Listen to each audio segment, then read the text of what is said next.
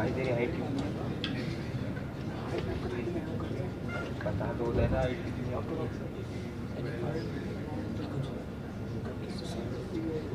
B type तेरी height कितनी है? मजाक नहीं कर रहा?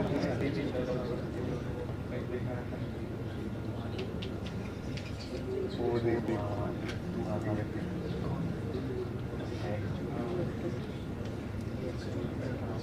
सही सही हमारा भी तो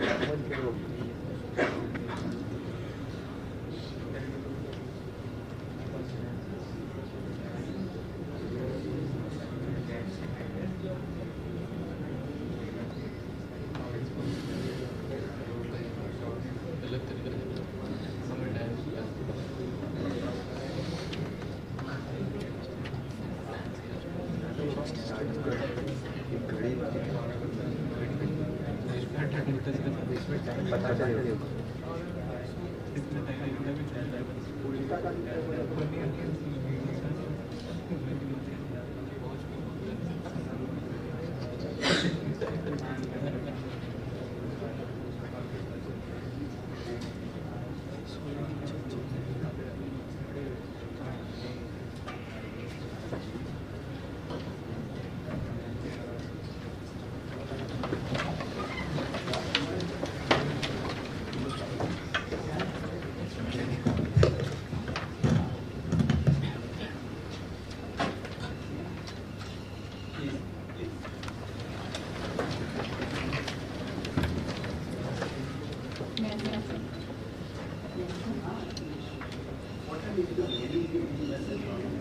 They have already started success service there in each and every village.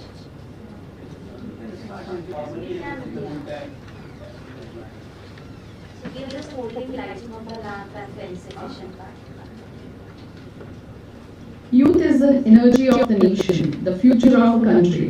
युवा देश की ऊर्जा है, देश का भविष्य है.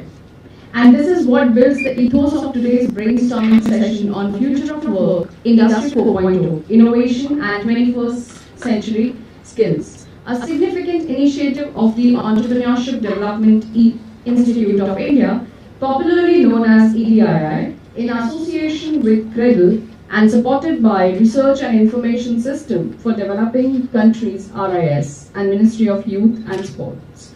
Namaskar, good morning ladies and gentlemen. On behalf of EDII, I deem it a privilege to extend a warm welcome to the distinguished dignitaries, esteemed speakers, delegates, colleagues and everyone who is present here. A warm welcome to all of you to this inaugural event of the National Conclave. The objective of the Y20 is to bring together young delegates to discuss and formulate policy recommendations on various national and global challenges. The Y20 provides a platform for young people to voice their concerns, ideas and proposals to the G20 leaders.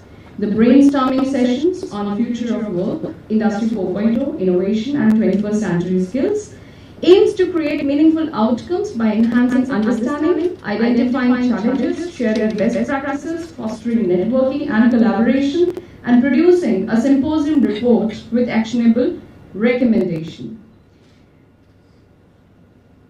We welcome Director General Dr. Sunil Shukla, EDII, Dr. Pankaj Vashisht, Associate Professor, RIS. Ladies and gentlemen, we would like to welcome our esteemed guest with a token of appreciation. I would like to request DG Sir to felicitate Chief Guest of Honor, Dr. Pankaj Vashisht, Associate Professor from RIS.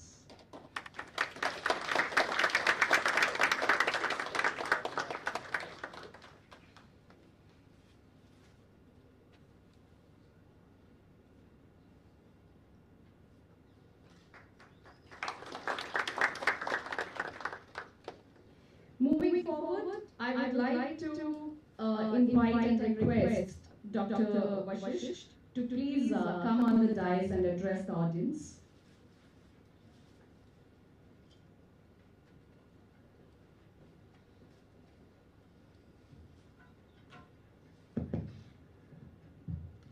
Thank you. Respected DG sir and my dear friends, I'm really happy to be here. So while we are waiting for the chief guest, I would very briefly like to brief you about the purpose of this exercise which we are going to do over the next 2 and 3 hours. Okay, thank you. So I think the MC of the event has already alluded to the fact that what is the purpose of this brainstorming session. But I would like to elaborate a bit. You know that India is now having the presidency of G20, and I'm sure all of you must have heard a bit of G20. So I would like to start my brief by giving you a bit more understanding of G20. So G20, you know, it's a grouping of 20 most powerful, economically most powerful nation of the globe. And this group has its genesis in occurred during late 90s. So exactly in 1997, the Asian financial crisis emerged, and at that time, it was realized that in G20 we had various international organizations and grouping of countries which used to meet regularly and think about the global challenges. And one of the most prominent grouping is G7 or G8. You might have heard about it. But in 1997, it was realized that the economic were also gaining a lot of prominence. So it was realized that until and unless you get these countries together and decide about the policies, it will be difficult to come out of the financial crisis. So in that background, uh, first time the finance minister and the governor of the central bank of these 20 countries, they met together, and this exercise continued for quite long. So in 1997, it was institutionalized, and till 2011, it continued in the same way. But during 2008-2009 financial crisis, it was realized that G20 platform actually became very successful in dealing with the global challenges. So given the success of G20 in the financial crisis of 2008-9, uh, this engagement, this grouping was upgraded to the summit level in 2011. So summit level is basically the head of the state became part of this exercise instead of simply restricting it to the finance minister and the governor of central bank. And since then, its stature as well as scope has expanded. More and more ministerial track has been incorporated. But interestingly, at the same time, efforts have also been made to improve and increase the non-governmental participation. This has been achieved by including several engagement groups. So G20 right now has two different legs, you can say. One is the ministerial track, Sherpa track, which is more G2G interaction. And then we have engagement group, which is basically to be non-government.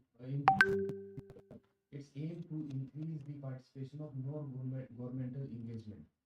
So right now we have around 11 engagement group, and Youth 20 is one of these 11 engagement group. And the objective of Y20 engagement group is to involve youth in the G20 process. So the basic modus operandi of this engagement group is that every year there is a Youth 20 summit, and this Youth 20 summit put together a communique, which is basically the recommendation from the youth to the leaders of G20. And to arrive to that policy recommendation, Y20 engagement group hold a series of meetings. But this year, Government of India has made a bit difference. So usually there is a one G20 summit and then couple of pre-summit meetings. But this time, Ministry of Youth Affairs decided that look, we need to reach out to the youth people who are out of college and contributing to the policy making or the yeah. So,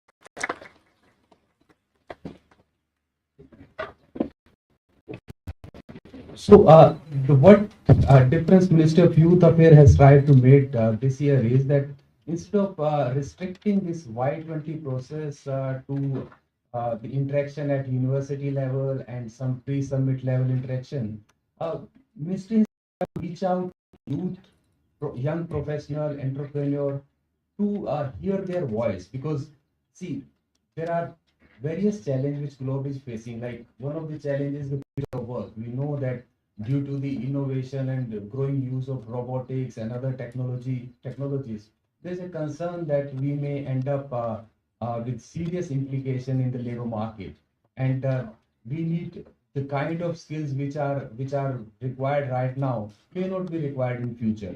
So we need to prepare ourselves, and the youth and the professionals who are on the ground, who are dealing with these challenges, are the one who can provide the solution. So with this thinking, Ministry of Youth Affairs decided that we should hold the brainstorming session in different cities to engage these young minds to find out the solutions. So this exercise started 3 months back, and we have conducted more than 22 brainstorming sessions as of now, and more are in pipeline. So the idea is that we are looking forward to hear you that what you think, what is going to be the future of work, what kind of skills are required, what ministry should do, and what kind of coordination at international level is required. So whatever you people are going to tell us, it will be put together in a report. It will be sent to the Ministry of Youth Affairs, and then it will be collated into the Y20 communiques, which will be handed over to the G20 leaders. So I hope that we will have a wonderful session, and I'm sure that you will give us some very useful policy recommendation or the way forward, which you think can help us to secure the future of work. So with these words, I wish you all the best and looking forward to a great interactive session. Thank you so much.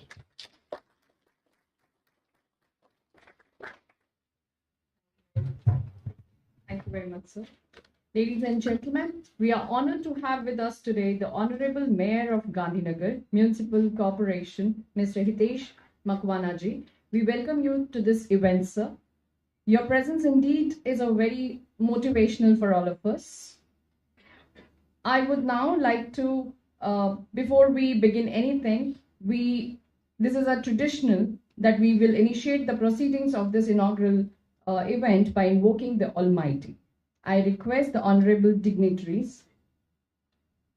Okay, so I would like we will felicitate Shri Makwanaji. I request the Director General EDII, Dr. Sunil Shukla sir, to please felicitate the chief guest.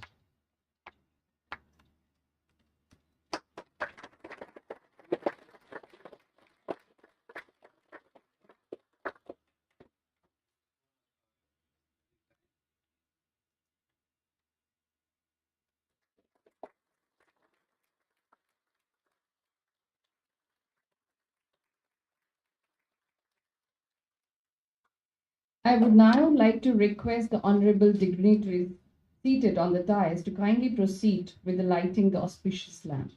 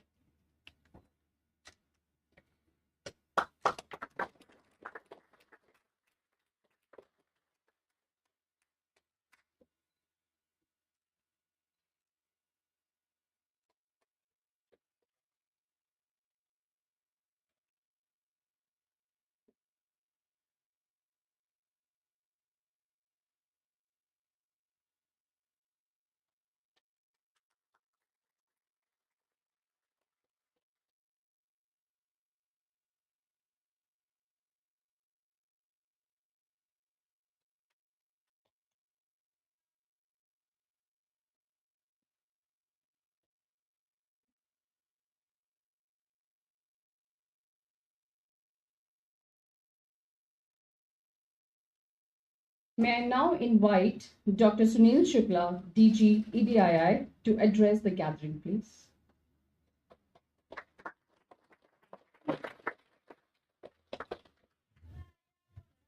Honorable Chief Guest, Shri Hitesh Bhai Makwanaji, Professor Pankaj Vashisht, my colleagues, students, and all those who are participating in this important event. Already, Professor Vashisht has elaborated very well the purpose of this G20 related Y20 summit. As all of you are aware that currently India is leading G20 presidency for last 1 year, last 1st December 2022 onwards until 30th November this year. And as a part of this G20, there are several initiatives all over the country. There are certain events for B20, that is Business 20, that what is happening. Also S20, Startup 20, Y20, engagement of the youth, and it is one such event that we are having. It is not just like any other event. There is a very important purpose in it, to involve the youth, which is the main stakeholder in this entire gamut of operations of the development, and seek their views, that what is their thinking, what do they think about the future of work, future of skills, industry 4.0, digitalization, and all those geopolitical changes which the world is undergoing.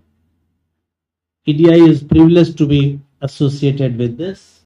RIS, very prestigious name, RIS, which has been doing DG Dr. Sachin Chaturvedi.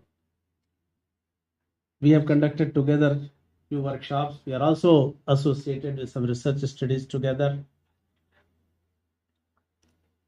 Also, apart from RIS, we also collaborated with the Dickey NextGen, and in June we had organized one such mega event, Y20, under the Y20 banner.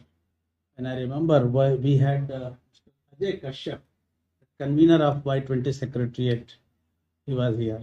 And again, the same thing we discussed, that someone sitting in Delhi or other places forming policies for the youth without understanding the minds of the youth will not be any fruitful exercise. So let's go to them. Let's engage them. Let's hear them. Let's understand their concerns.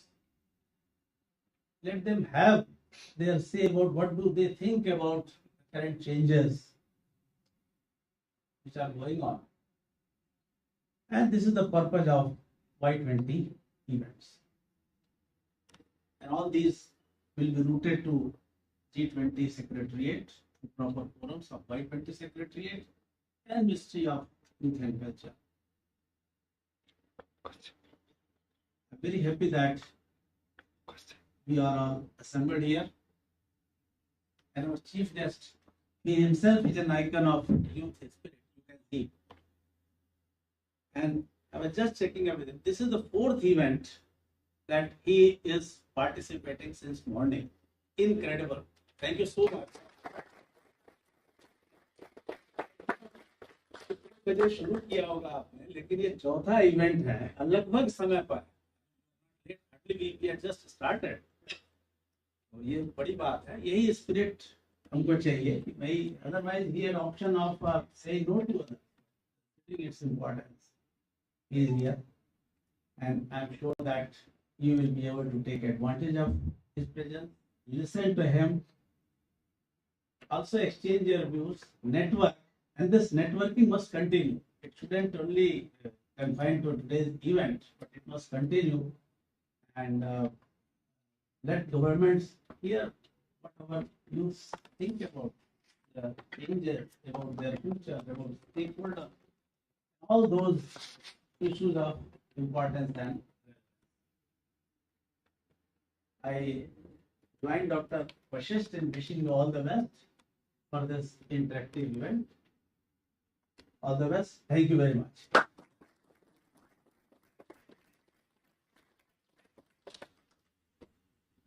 Thank you very much, sir. I would now like to request our Honorable Chief Guest, the Mayor of Gandhinagar, to please.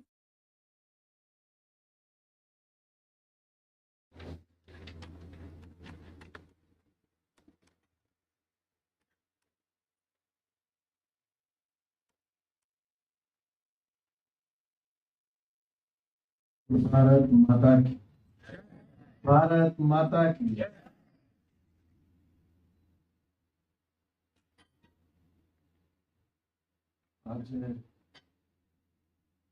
આજના આપણા Y20 India બ્રેનસ્ટોર્મિંગ સેશનના આજના future of વર્કના उद्घाटन सत्राમાં આપણી વચ્ચે ઉપસ્થિત doctor સુરેલ શુક્લાજી, પ્રમુખ જોશીજી અને ખૂબ મોટી સંખ્યામાં ઉપસ્થિત આપણા દેશનું ભવિષ્ય. ગુજરાતી સમજો છો? વાંધો નથી.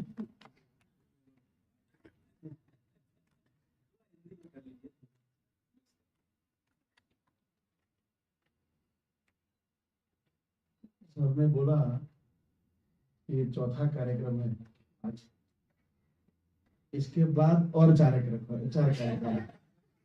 ये चौथा है, इसके बाद सुबह 7 बजे से निकला हूँ घर से और घर कब पहुंचूंगा मुझे पता नहीं है. कहने का मतलब कि हमको जो जिम्मेदारी दी है, हमको जो जिम्मेदारी मिली है, छोटी नहीं है. कोई भी जिम्मेदारी हो, बड़ी या छोटी, मगर इसको जिम्मेदारी से निभाना वो बड़ी बात होती है. आज सरकार ने मुझे मेयर तो बना दिया, मेरी पार्टी ने मेयर बना दिया, सरकारी गाड़ी है, सरकारी बंगला है, सरकारी ऑफिस है. मैं ऑफिस में बैठा रहूंगा तो क्या मतलब है? मेरे पीछे सरकार भी इतना खर्च करती है. कहने का मतलब कि लाइफ में आगे बढ़ना हो तो जो जिम्मेदारी आपको मिले उसको बखूबी निभाओ. और ये आज के समय की मांग है. आज के टाइम पे ये समय जो है, इसका आप सही तरीके से यूज नहीं करोगे तो आपका टाइम नहीं आएगा. अपना टाइम लाने के लिए अपने को टाइम की कीमत करनी पड़ेगी. समय की कीमत जो आदमी करता है वो बहुत तरक्की करता है, बहुत आगे बढ़ता है. मैं मेरी खुद की बात करूं, 2011 में इलेक्शन था हमारा, कॉर्पोरेशन का पहला इलेक्शन. तो मैंने टिकट मांगा. आपको जान के हैरानी होगी कि ऐसा भी हो सकता है. 2011 में मेरा पहला इलेक्शन था. मैंने टिकट मांगा तो पार्टी ने टिकट नहीं दिया. बोले नहीं देना इसको. बोले तो काम कर. कोई बात नहीं, काम करते हैं. 2016 में दूसरा इलेक्शन आया. उसमें मेरी जो पैनल बनती है इलेक्शन के, जो हमारे कैंडिडेट जो खड़े होते इसकी पैनल बनती है, तो 16 में मेरा अकेला एक का ही नाम था. तो मुझे लगा इस बार तो अपना पक्का हो गया, कोई है ही नहीं. 2016 में भी मुझे टिकट नहीं दिया. बोले टिकट नहीं देना है तो काम कराओ. काम करते हैं. उन्होंने 10 साल मुझे टिकट नहीं दिया, बस तो काम कर भाई. वो भी देखना चाह रहे थे कि तुम कर क्या रहे हो, तुमको टिकट नहीं दे रहे, तुम तेरे रास्ते से भटक रहे हो, पार्टी छोड़ रहे हो, क्या कर रहे हो. अरे सोचने वाली बात है. 10 साल तक मुझे टिकट नहीं दिया. 2021 में मुझे सामने से बुला के टिकट दिया है और आपके सामने मेयर बन के खड़ा हूं. यानी कहने का मतलब कि कोई भी बात हो, ये हमारी पॉलिटिकल हो या एजुकेशन की बात हो या कोई भी फील्ड में बात हो, डट के रहना चाहिए, उसको छोड़ना नहीं चाहिए. आप एक अपना लक्ष्य नक्की करो कि हमको ये करना है, यहाँ जाना है, यहाँ तक पहुंचना है. इसके लिए फिर जो भी करना पड़े, रास्ते में जो भी रुकावटें आए, कुछ भी आए, मगर बस चलते जाना है. इतना याद रख के आप चलोगे तो मैं मानता हूं कि लाइफ में बहुत तरक्की करोगे, बहुत आगे बढ़ोगे. आज के इस कार्यक्रम में बहुत सारी जानकारी दी है और मिलने वाली है. मैंने जब मुझे इनविटेशन देने के लिए आए थे तो मैंने बोला कि आप इनविटेशन तो देने आए हो, मगर मैं आके बोलूंगा क्या, क्योंकि मेरा विषय नहीं है, मैं क्या बात क्या करूंगा. मगर ये चीज भी मैंने जो आपको बात कही है पढ़ाई के साथ साथ, एजुकेशन के साथ साथ ये भी सारी चीजें इतनी ही जरूरी है। जो मैंने मेरी लाइफ के जो अनुभव आपको बताए कि ऐसे करो। पर आज की तारीख में आपको एक टाइम था हमारा जब ये सब पढ़ाइयों के लिए इतनी हमको बाहर जाना पड़ता था, इंडिया में इतनी फैसिलिटीज नहीं थी। आज माननीय नरेंद्र भाई के नेतृत्व में आज अभी हमारी 10 दिन पहले ही बहुत बड़ी महात्मा मंदिर में U20 की मीटिंग थी हमारी। इतने देश से इतने बड़े बड़े लोग अपने यहाँ इंडिया में आ रहे हैं और इस बार G20 की अध्यक्षता इंडिया कर रहा है, वो हमारे लिए बहुत बड़ी। तो बहुत हर एक क्षेत्र में बहुत आगे का आपका फ्यूचर एकदम बहुत ब्राइट है। इंडिया में आप आगे बढ़िए, सरकार भी आपके साथ है और रोज नए नए कदम सरकार उठाती है। और सबसे पूरे वर्ल्ड में हम बात करते हैं ना कि सबसे यंग कोई देश है तो अपना इंडिया है। अपने पास बहुत टैलेंट है, मगर बस उसको सही रास्ता दिखाने की जरूरत है और वो सब साथ में मिलकर कर रहे हैं। यहाँ पे बुलाया, मेरा स्वागत किया, सबका बहुत बहुत धन्यवाद। अस्तु, भारत माता की जय।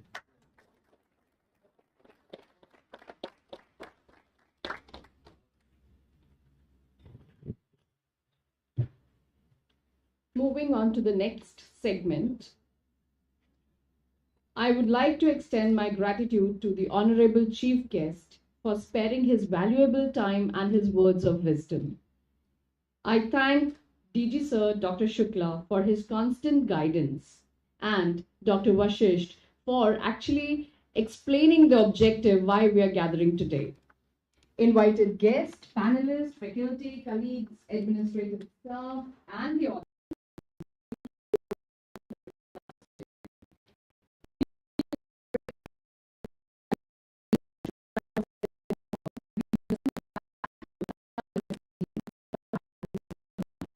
Thank you very much. Thank you.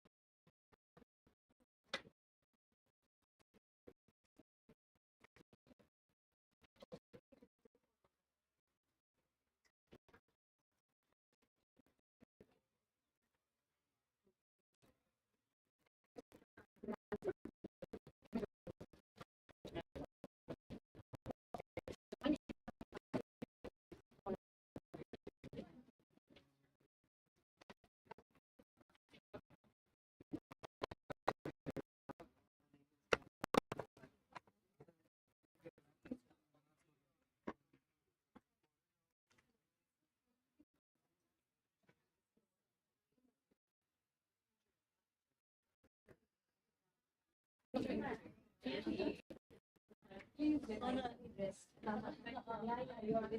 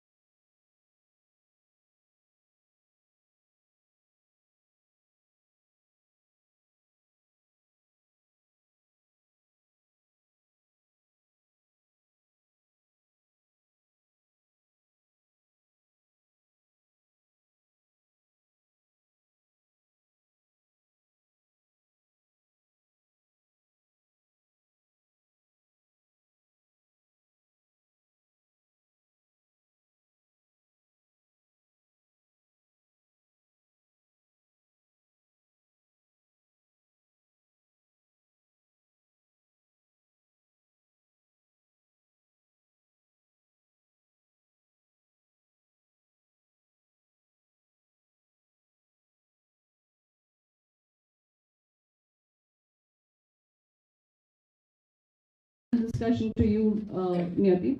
Thank you very much. And we are looking forward for the insightful session ahead. Thank you. Hi everyone.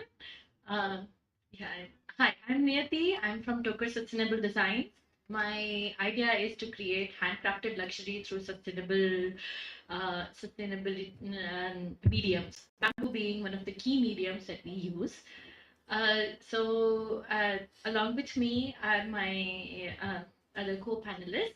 So Dhruv, can you just, that's Dhruv. Dhruv belongs to the sector of healthcare. He is doing breast cancer detection research through digitization. Then there's Mihir.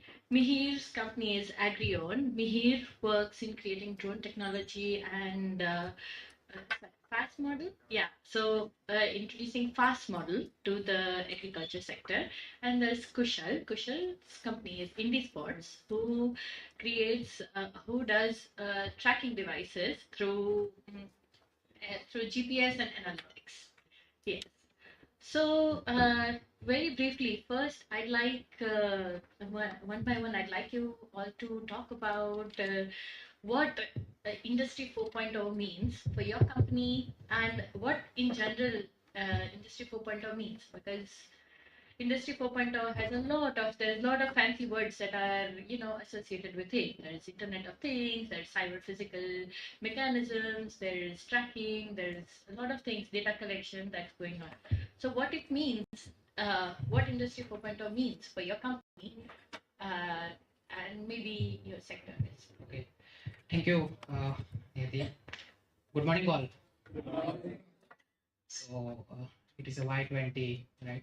So, since last couple of months that we are hearing about the 2020 and all, right? Starting with the G20 and S20, U20 and the Y20 as well, right? So I'm also just like you, 30-year-old. So obviously the industry is 4.0, that is upcoming revolutions, and that in out of the India that people are working for that industry is 5.0 as well. So specifically, if I am talking about in my segment, so I'm basically from that in a healthcare domain. So that industry is 4.0. It is there's hodgepodge of the digitalizations in the healthcare. Then the many more things which is a collaborative approach for that artificial intelligence and the machine learning kind of stuff. Third things which is related with the robotics and the automations in the healthcare. And the fourth thing where the manufacturing is play a very big role for the industries 4.0. So in the conventionally that whatever the thermometer that you observe at present, it will be in the digital thermometer is there. Right? So it is the completely digitalizations. You get all the reports within your mobiles, right? Like a smartwatch is a very good example about it, right? The surgery will done through that in a robotics, right? So robotics is done through the robotics is assisting to doctors, right? AI and ML, so machine itself can learn that. Your algorithm itself can learn that, and it will be give some of the result for the diagnosis point of view, right? And the fourth for the manufacturing, right? So slowly steadily the conventional manufacturing will transfer to the digital manufacturing kind of stuff. So this is what there's a collaborative approach for industries 4.0 in my segment. Thank you. Hey, hi. Good morning. So just giving my quick intro. So before answering this question, so my name is Mihir, and I am the founder, and the CEO of Agrion Farmtech. And basically, Agrion is founded based on this new concept, what currently we are saying the Industry 4.0 or the Agriculture 4.0. Okay, so this means a lot because not for me only or not for my company, but for all of us, because we all are indirectly or directly connected with the agriculture. Okay, so we are daily eating. Okay, so I think our day starts and the ends. We are directly or indirectly connected with the agriculture, and agriculture is a very important part in India's or the economy, or especially for the India, why the India is taking the presidency of G20. And currently agriculture is, I think that you might know, agriculture is contributing 80% of GDP. Okay, so it is a huge contribution, and the indirect or direct employment for the people of the India, I think the 55 to 60% people are connected with agriculture. So there is a huge importance for the agriculture, especially with this new look Industry 4.0. agriculture 4.0, this is very important, especially where in industry 1.0 or the 1, 2, 3, and now 4. So one started with the mechanization, second is about the power sector, the third is about automations, and the now 4 is completely transforming the agriculture with artificial intelligence, IoT, big data, okay, and the new technologies like drones, soil sensor, etc. And on that front, Agri on Farm Tech, we are focusing on the new technologies like drone for the farmers. And we all know that the farming and services, and we all know that every new technologies or the latest things, I think it's not easy for the farmers to on and starting the use, because it requires a lot of awareness, it requires a lot of investment, a lot of research and acceptance. Okay, because when smartphone introduced, I think the people were hesitating to use the smartphone. Okay, still I think the rural people are hesitating to use the debit card or the digital payment. Okay, so it requires a lot of efforts and the awareness, and we started on the path model, because rather than the owning the technologies direct by the farmers, we are providing this on the rental model. So let's try taste, okay, and in future I think if you are interested, we will help you out to own these technologies for your own. So currently in Gujarat, more than 20 districts, we are providing the complete drones rental, the spraying services. Now we are entering into the crop health. We are providing the soil irrigation of farm. So it's a electrochemical device on the IoT and with the IoT model. So like that we are working, and we have got more than 11,000 farmers. So now, basically, these new the technologies and the awareness will bring lot of revolution in agriculture sector, and we are looking, because it's going to bring down the cost of the cultivation for the farmers, and as well the complete live information for the farmers of their farms. Okay, so we are going to start this mapping through drone and the satellite. The farmer will have the access of their farms, moisture, weather, and the crop health in their smartphone only. So that's it is going to the big impact, and still I think that we have to work a lot more. Okay, and not alone us, but completely. And I would like to thanks Indian government or the Gujarat government, okay, and especially the Cradle, who gave us the good platform and the networking to grow ourselves in these 4.2 version. Thank you very much.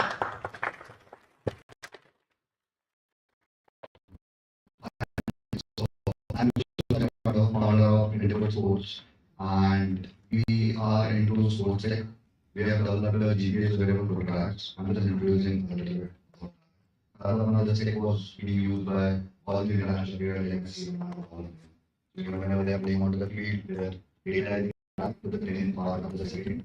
On the basis of that, the drills, their ability and everything is being set. And we carry out that, and then we practice it like over and out, like in the next training session and all of that. And that tech was only limited to elite level athletes and players who are playing for super clubs or top team. We developed that in-house, and now we are making it available for the masses, for the kids of schools and academies as well, in an affordable and accessible manner. So that was the introduction of like what our product has been. And as my fellow panelists have what industry 4.0 means to their industry, I won't repeat about how how IoT is working and how it is impacting everything. So majorly it is towards increasing efficiency and reducing redundancies. So whatever mechanization can be done, and through that digitalization can be done, and that through that digitalization the data that comes in, the analytics is being set over that. And with analytics what happens is whatever data comes in, you again churn it. You make a better model. Now that better model is being made, through that again the data is coming in. You make a even better model. So it's just like a cone, which is inward. Like if the cone is like this, you invert, okay, and you are on the you invert it. So you are at the bottom of this, and you with each cycle you get one cycle up, and on top of it, then the next evolution will start. So we are somewhere in between. Like it started 10 years back, with new IoTs, new sensors, new things coming into the picture, and improvised versions of that. So the more data comes in, the more churning of that happens, and the more improvised versions of it will come out. So if I'll talk about sports for that matter, in sports, what happens is data is of utmost importance. It can be used on sports is based on commercial rights. Okay, any sport anywhere in the world, वो उतना ही चलेगा जितना उसका commercial value होगा. You know, let's say why do they say about women and men cricket? Right, we'll talk about men and women cricket as well. So how much people will watch it? The revenue that will bring into commercial rights, and then again that will get infused. You can talk about Indian cricket and Indian football as well. Why BCCI is so rich? Because so many people watch that game. At the same time, you go to US, go to the MLS, like baseball or basketball or something. Because it is all commercial. Now, how that commercial works is based on data again. So IoT devices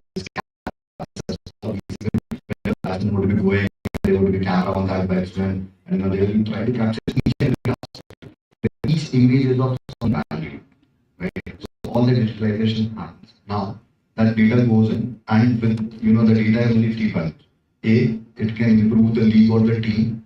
B, it can improve the broadcasting value. That is what you guys are watching. On the TV, the experience is enhanced. So that's where the enhancement comes in. And third, betting. That's the only three ways through which sports makes money. So data. Thank you. For me, particularly because I also belong to the manufacturing, Industry 4.0 has a very different meaning than what it means to all of you. Because for me, it's at a very nascent stage, because some things that we do is handcrafted, while other things we do are automated at this point. So when it comes to Industry 4.0, right now, I think we are playing and we are exploring into the cyber-physical mechanization, which is, I suppose, the basis of Industry 4.0, where we feel that if we have an automated mechanization that is digitally monitored, that is very data-driven, it will minimize waste and it will increase our sustainability. It doesn't necessarily mean replacing people, because again, we do employ a lot of people, and but kind of supplement what human beings can create, because there are always some things that only human beings have the capacity of creating, and no machine is ever going to be able to create that. So how do we utilize the skills of artisans, and how do we utilize those skills and expertise into the sector, and infuse that with these cyber physical realities where the computer is working on machines such as CNC and lathe, which are also part of the thing. So that's what it means for me in my own sector. Now, coming to your sectors, what kind of challenges do you see when it comes to implementation of Industry 4.0? And how do you see, what kind of opportunities do you see presenting itself in the next couple of years? We'll start with Dhruv. So, of course, this in India is the country this in changing that whatever the existing it is, right? Say for example, like education, that during the time of the COVID that we faced, that it is a e-learning kind of stuff, right? So it is good for the students, but this and I play a very big role in the academic as well. It is very difficult for the this in faculty as well to engagement of the student is more like high. So similarly, if I'm talking about in this in my domain for the healthcare, so before 2 years we are supposed to thinking to do something for the this in a healthcare domain. So that we're finding out some couple of problems, and the real problems like in a cancer, we are calling for the silent disease, right? So like the breast cancer, the cases of the breast cancer is very, very high at present, right? So like in the recent statement from that in WHO said that breast cancer cases is high as compared to the lung cancer. So then we thought that what is the there's some basic challenges that people are faced at, especially for that there's in an India-centric point of view. So that is a early detections, right? So we found that whenever the woman will getting the idea whether she having the cancer or not, her unfortunately civil reaching in the stage 3 and stage 4, which is not curable. So that is only the one thing that we can just diagnose in the early stages, just like a COVID, right? So we can just diagnose in the early stages that can this is helping us much more. So that is what we develop. This is the device which is named for that in a PR scan light that's pressed and the scan, and it is working on the completely non-invasive and the non-radiation kind of stuff. But yes, couple of challenges that obviously the device that we develop, technology that we develop, but the challenges that we face because it's the healthcare segment, right? So without licensing and without certifications, you cannot be sell any single devices, right? So that is also that being as an entrepreneur and this coming from that in engineering background and to running out the healthcare business is a very big challenge.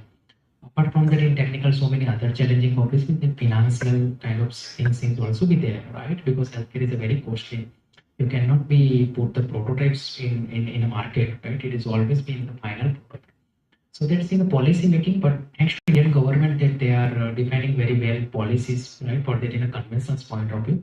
But for the industries 4.0, still it is a redefining of the policies, right? Because as you know that there are so many things are there for the industries. We are just taking the very, that's in easy words like just like artificial intelligence and machine learning, but it is very lengthy process is there because material to material it will be defined, changes is there, right? Then product to product it is changed, application to applications it is changed, right? So there are a lot many things there that policy and the framework is going on for that in the Indian government side. And a couple of certifications and the compliance is also we play a very big role for the implementations of the industries 4.0. And then whatever the compliance and the certificates and the validations with you after you can launch your product in the market. The same audience, right? So that whatever that we had discussed, that it is not a one day of work. It's a very long journey to this in understanding about this industries for revolution, because ultimately it is a revolution, right? So it is just like that to this in convince your father and grandfather to changing the conventional phone to the smartphone and the touch screen and this in Android and the iOS and all kind of stuff. So that is what the challenges that we face. Fortunately, the framework and the policy is very well defined in coming period of the time for all the sectors, not only the healthcare, but the manufacturing sectors, even though in the sports and the agriculture sector, that will be defined very well. Dhruv, let me play a little bit devil's advocate and ask you one question that has been plaguing my mind.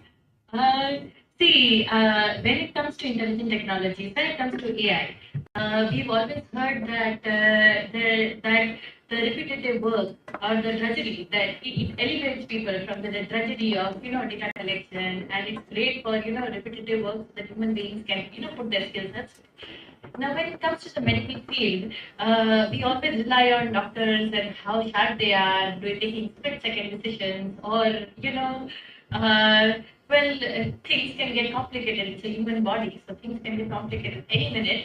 So, what seems to be people's perception when it comes to AI and robotics entering the medical field, or even actually performing surgeries?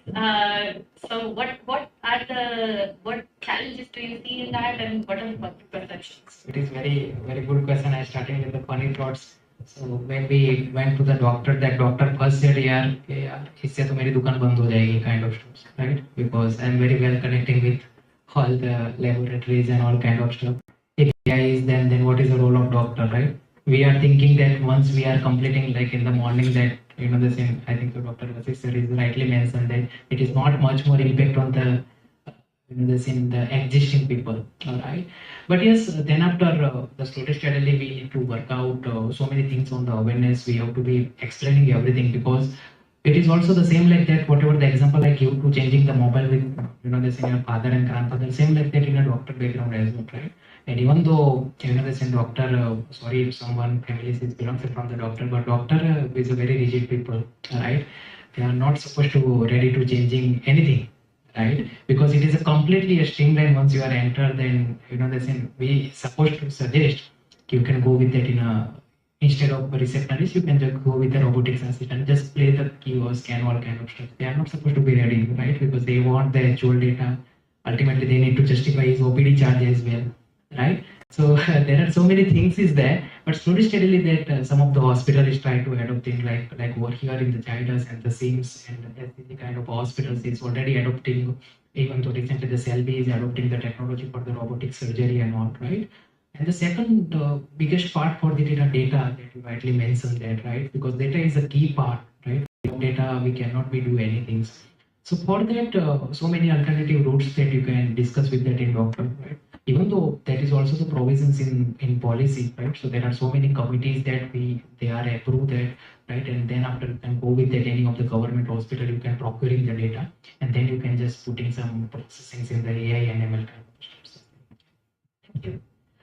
Mihir, now let me throw this question to you. And because you belong to the agriculture sector, which is the largest employer in the country, it's a sector that employs most people in the company in the country. We are still an agro-based country, and we're still an agricultural country. So I would like to understand the challenges because you work with a lot of people. You work with people who have been practicing traditional farming practices and are still maybe there's not the. I mean, it's not even sometimes to certain sectors, it is not even reached to automation, industry 3.0. So how do you, what are the challenges that you see in your field when it comes to industry 4.0? And particularly when you're interacting with people, and how do you work around that there? And what are the opportunities that you see in very real examples, very real way, what it means? Thank you. Thank you, Nidhi, for this question. And definitely, I think whenever you are into the business or any new technologies or the new introduction, challenges are always there. Okay, and especially if I'm talking about the agriculture and especially with the farmers. Okay, so the biggest challenges are the three kind of words I can say is awareness, adaptability, and affordability. Okay, because the agriculture is the farmers. Okay, so for the farmers, their business is agriculture farming, and it's completely the commodity driven. Okay, so the crop to crop, the farmers' affordability, will be different. Okay, the region to region, their acceptance, adaptability is completely different. Okay, and for those two things, I think the awareness first because the new technologies and those farmers are not too much tech savvy or the digital platform. Definitely, I think 2016 onwards, there are a lot of startups and players started on these the smartphone and the mobile app kind of things to provide the solutions to the farmers. Okay.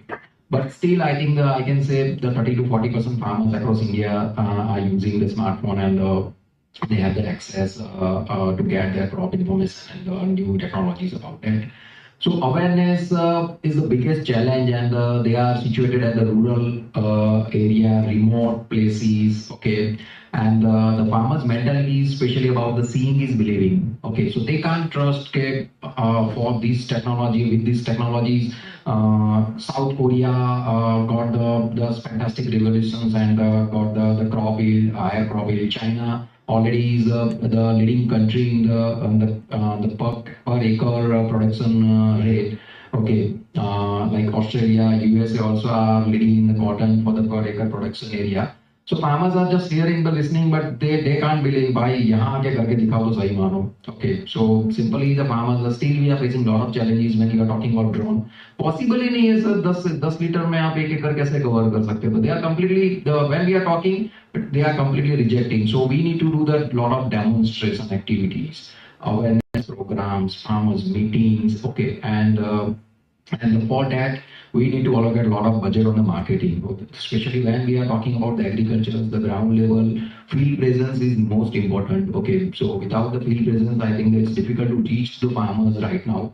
But yeah, with these the new digitization and all those things, so we started to using the digital platforms, social media platforms. Now we are going to introduce our mobile app, website. So through that we can reach out to the mass mass people in a single way.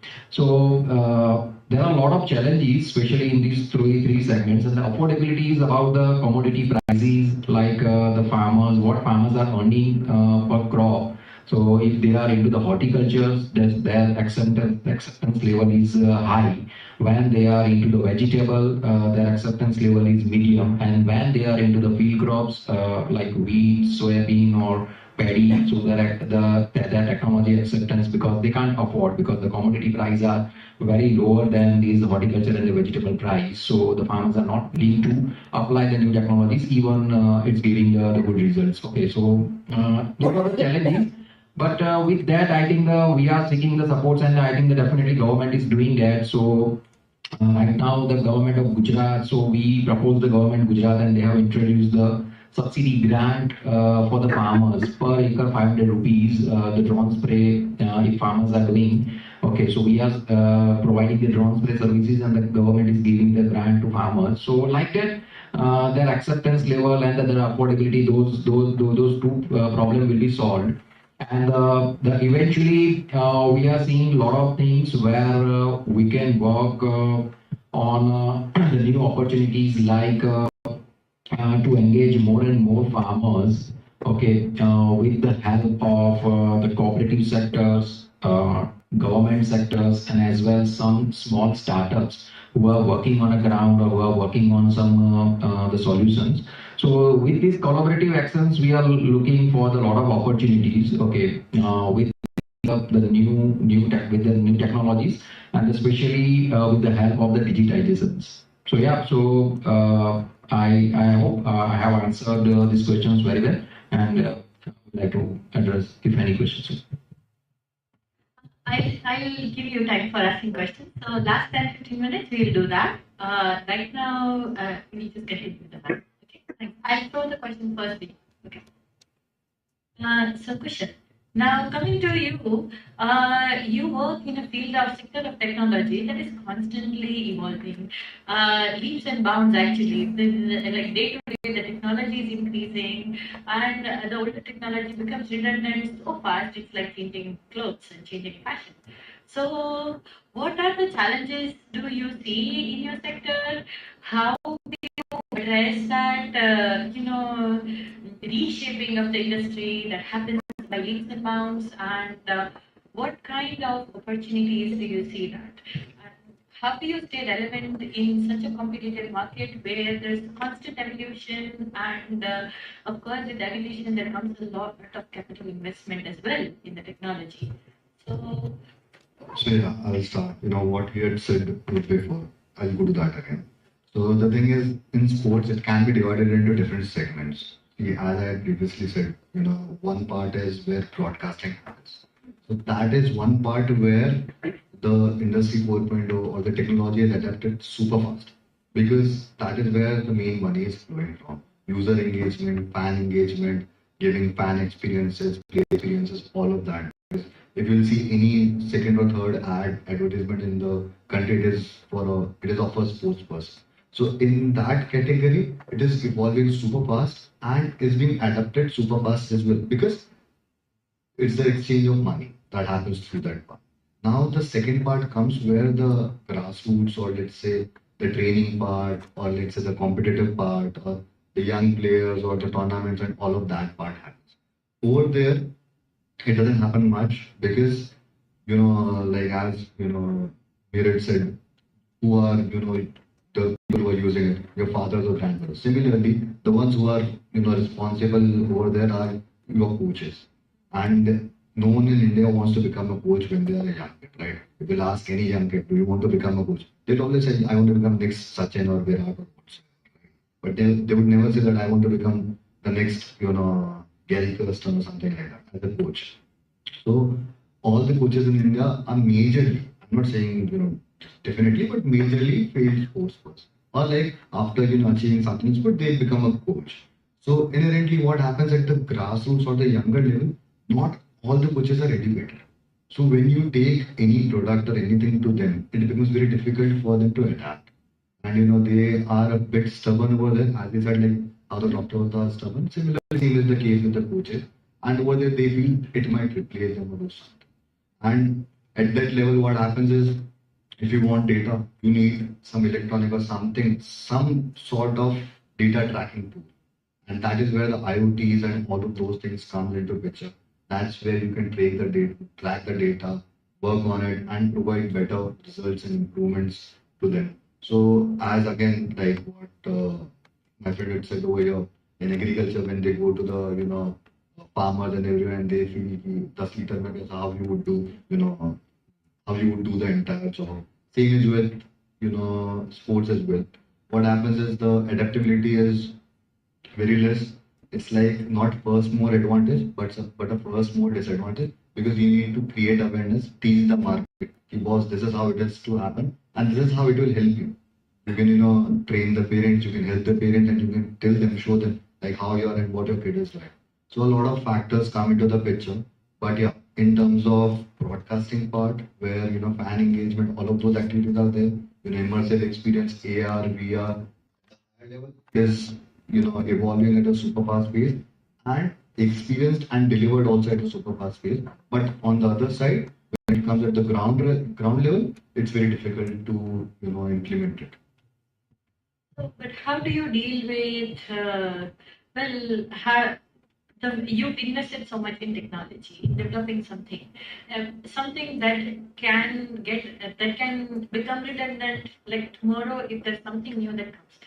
So, I mean, how do you deal with that? What are your thoughts about it, and what do you see? Do you see that as a challenge? Do you see that as an opportunity? Do you see that as something that can, very much create a paranoia, when you're working in the field? So yeah, so for us, I'll say, we don't target the coaches, we target the parents. Because parents are, like, I don't know, like some of us over here would be parents. They have a FOMO about their kids. Like, मेरा बच्चा पीछे नहीं रह जाना चाहिए. Like what Byju's had proved. Byju's had proved it. Like they provided it to one kid. Then the next kid was like, why didn't I score 80 or 90? He had a Byju's, sponsorship or like scholarship or whatever, and I did not. So we are, marketing ourselves on entirely on that. That boss, if your kid is not using it, I don't know if your kid might get left behind. So we are targeting the parents. We are not targeting the coaches. what I mean is the technological Yes. side of it. So Yeah, I was coming to that. So now the thing is, what happens is, let's say you put in 2, 3 different.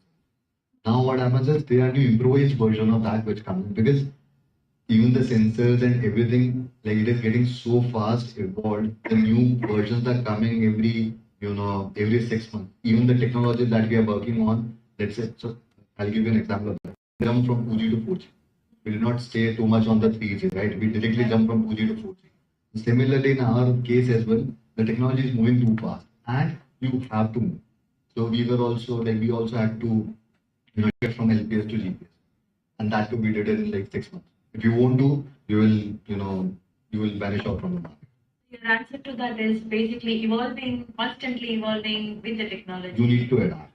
You need to adapt as a company and as a founder as well. You need to see what is the next thing which is going to happen. What are the next moves that the policies might take, or the sports industry, like the industry is going towards. And then you need to, put yourself into that position, onto that. So, what are the, if I may ask, what are the financial implications of, constantly evolving, and being technologically, or, having to constantly adapt with the new technology? What are the financial implications that you see in your company when it comes to adapting? Realistically, if I'll answer to that, I think like it's not much, because see, we are not Britannia or Hindustan Unilever that we can't reposition ourselves. We're at such a nascent stage that we can always reposition ourselves. And there's India. In India, it's a Eurobasta. It's so diverse a country. There is buyer for everything. You just need to find that buyer. You just need to find that area. Let's say if you are having one particular sport, if it might not work over here, it might work in Haryana. It might work in Kerala. So you just need to find the right. So that's what even we are trying to do. Because we know, like in the next 1 year, we might come up with another product. Now, the product has to go into the area. That's what we do.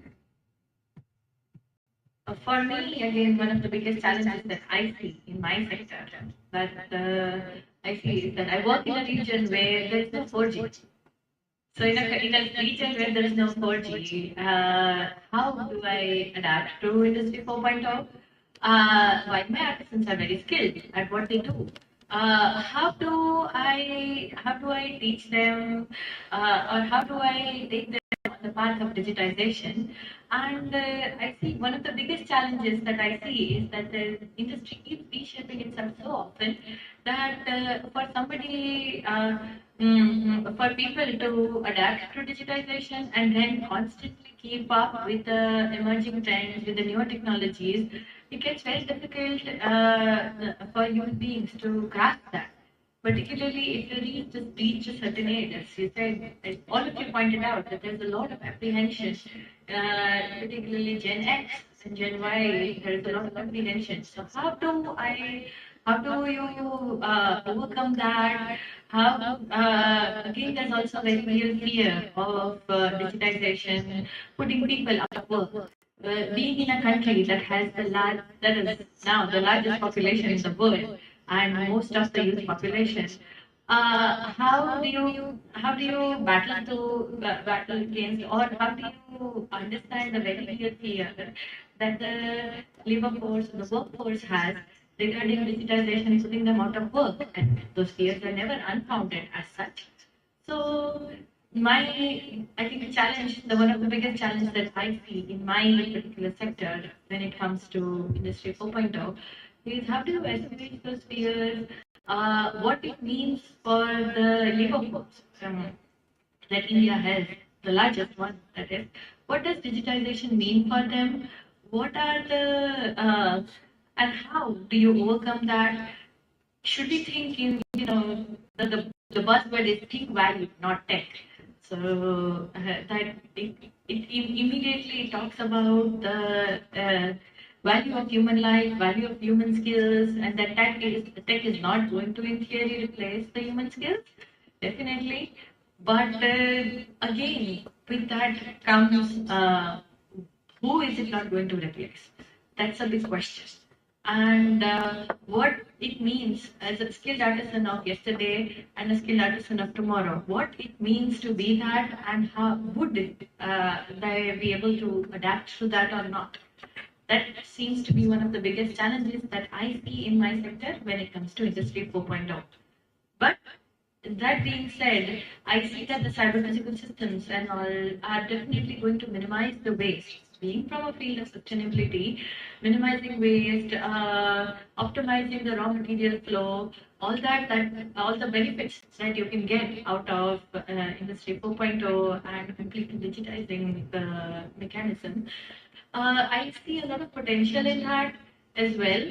And I think Industry 4.0 is the first time that an industrial revolution has talked about sustainability. Till now, all the three previous industrial revolutions have always talked about production, and largely at a cost of a huge cost to the environmental and the social impact that an industrial revolution brings. Industry 4.0, I feel, is the first time that we have ever talked or mainstreamed sustainability, and which is very much need of the hour, because we realize, particularly with the Industry 3.0, with automation and mechanization, we realize that, okay, we only have one earth to live, and we don't have a planet B to go to. So maybe now we need to think about greener technologies. Now we need to talk about sustainability. And almost every multinational corporations that I have seen have forced to take a little more sustainable approach towards their operations. And that's one of the biggest improvements, and that's one of the biggest interesting opportunity that I see with Industry 4.0. One of the other challenges that I have heard being talked over and over is about scaling up with Industry 4.0. Would any of you like to address that? What it means to scale up in the Industry 4.0 and what are seen as the challenges? So basically, scales in terms of manufacturing, that is very much helpful for the industries 4.0, because in the scene you are heard about the foundry sectors, manufacturing sectors. Now this all the terms would be repeated with the smart foundry, smart manufacturing kind of terms, right? So this smart is nothing but there is a completely revolutions and adopting the technologies about the robotics and the automations and all kind of stuff.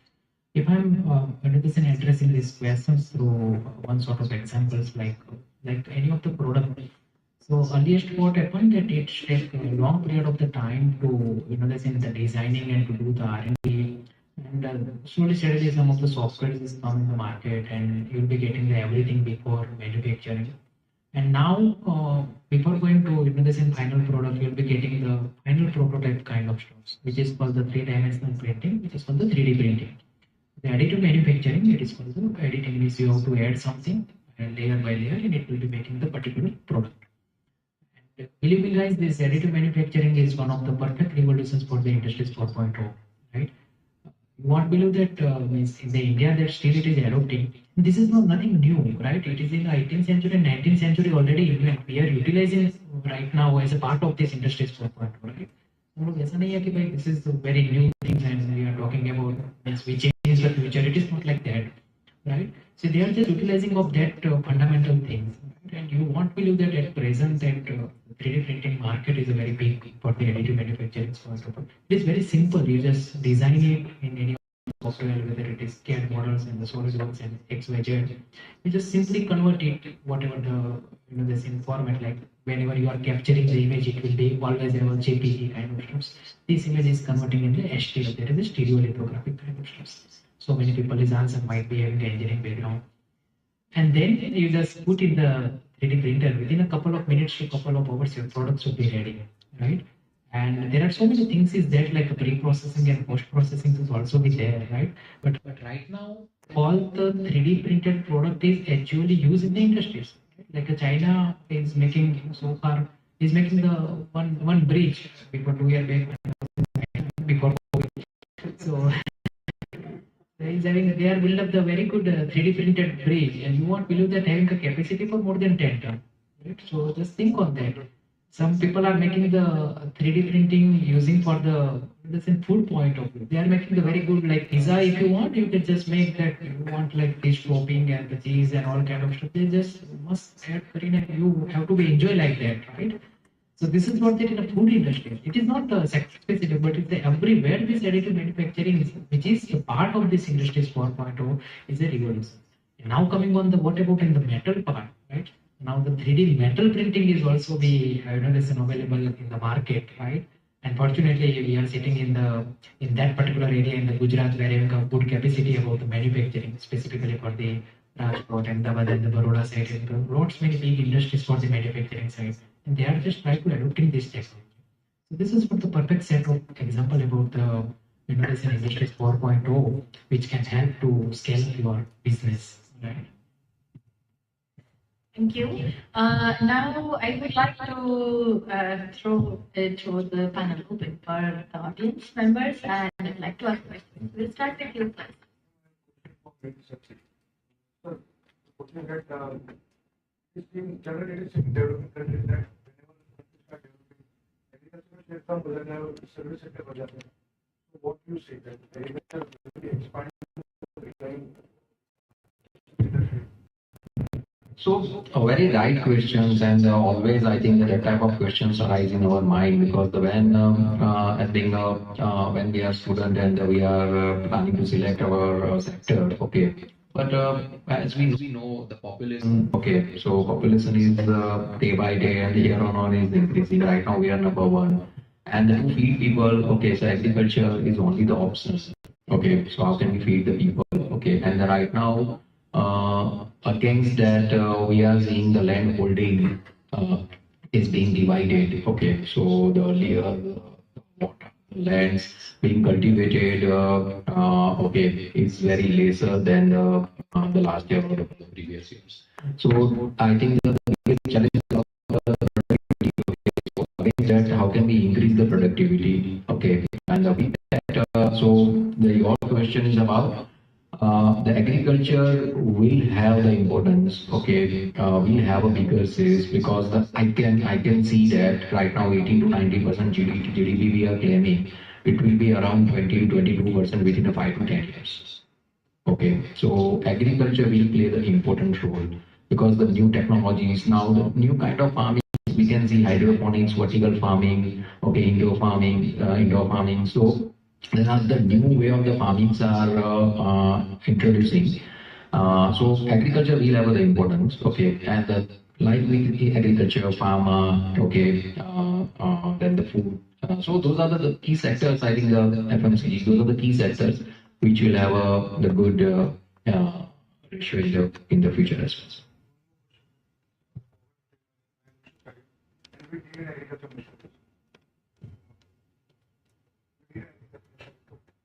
Question ऐसा था कि अगर आपने बोला so you said that you requested government to give subsidy for one drone.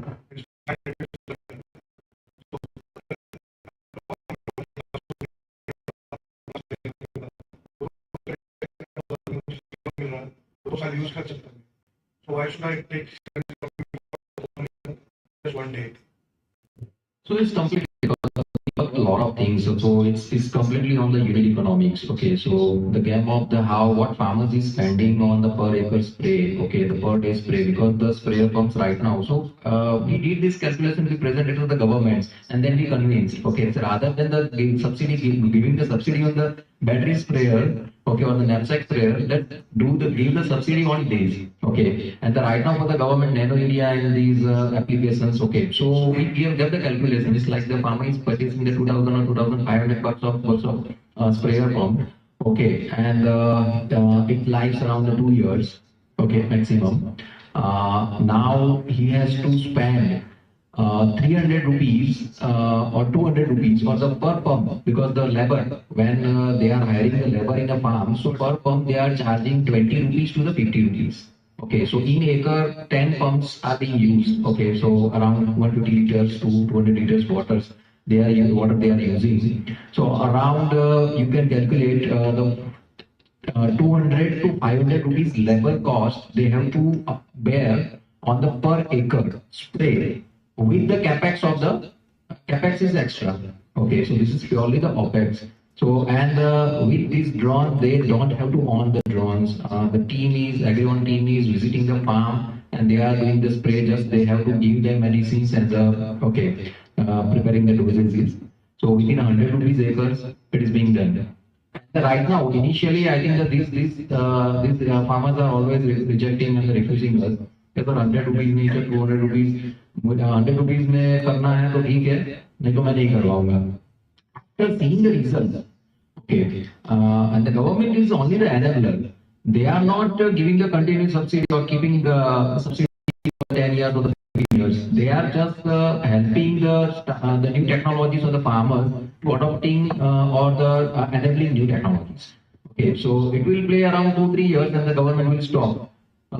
Some areas we did spraying the subsidy, okay, and then they say subsidy बंद हो गया, अभी मार्च आ गया, okay, अब जब आएगा तब करेंगे, okay, but as says the necessity is the root of the innovation as well the acceptance, okay, so then they said the Wi-Fi attack is more and they don't have the quick solutions. They called us, sir, मैं 600 rupees there out, but send the drone to sprayers. So that's important. The results. Once they see the results and the necessity, because right now the biggest challenge is going to happen for the labor availability in the agriculture. Right now 43 or 45% populations in a rural are engaged with the labor work. It is going to, as per the FFDTI Bhopal report, it is going to decrease to 25 to 26% within 3 years only. Because किसी का बच्चा सोचेगा मैं मेरे बच्चे को लेकर बनाऊंगा.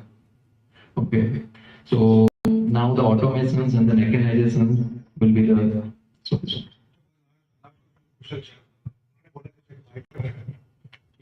YG is using the marketing skills. They are burning money. Lot of startups are burning money. आदत पड़ रहा डालने के लिए. So is it right to burn money? Or is it wrong? So that was just an example as to why we use that strategy. Rather than focusing on the coach, we started focusing on the parents, and we learned from Byju's in the initial stage what they had done, but they were focusing on the kid.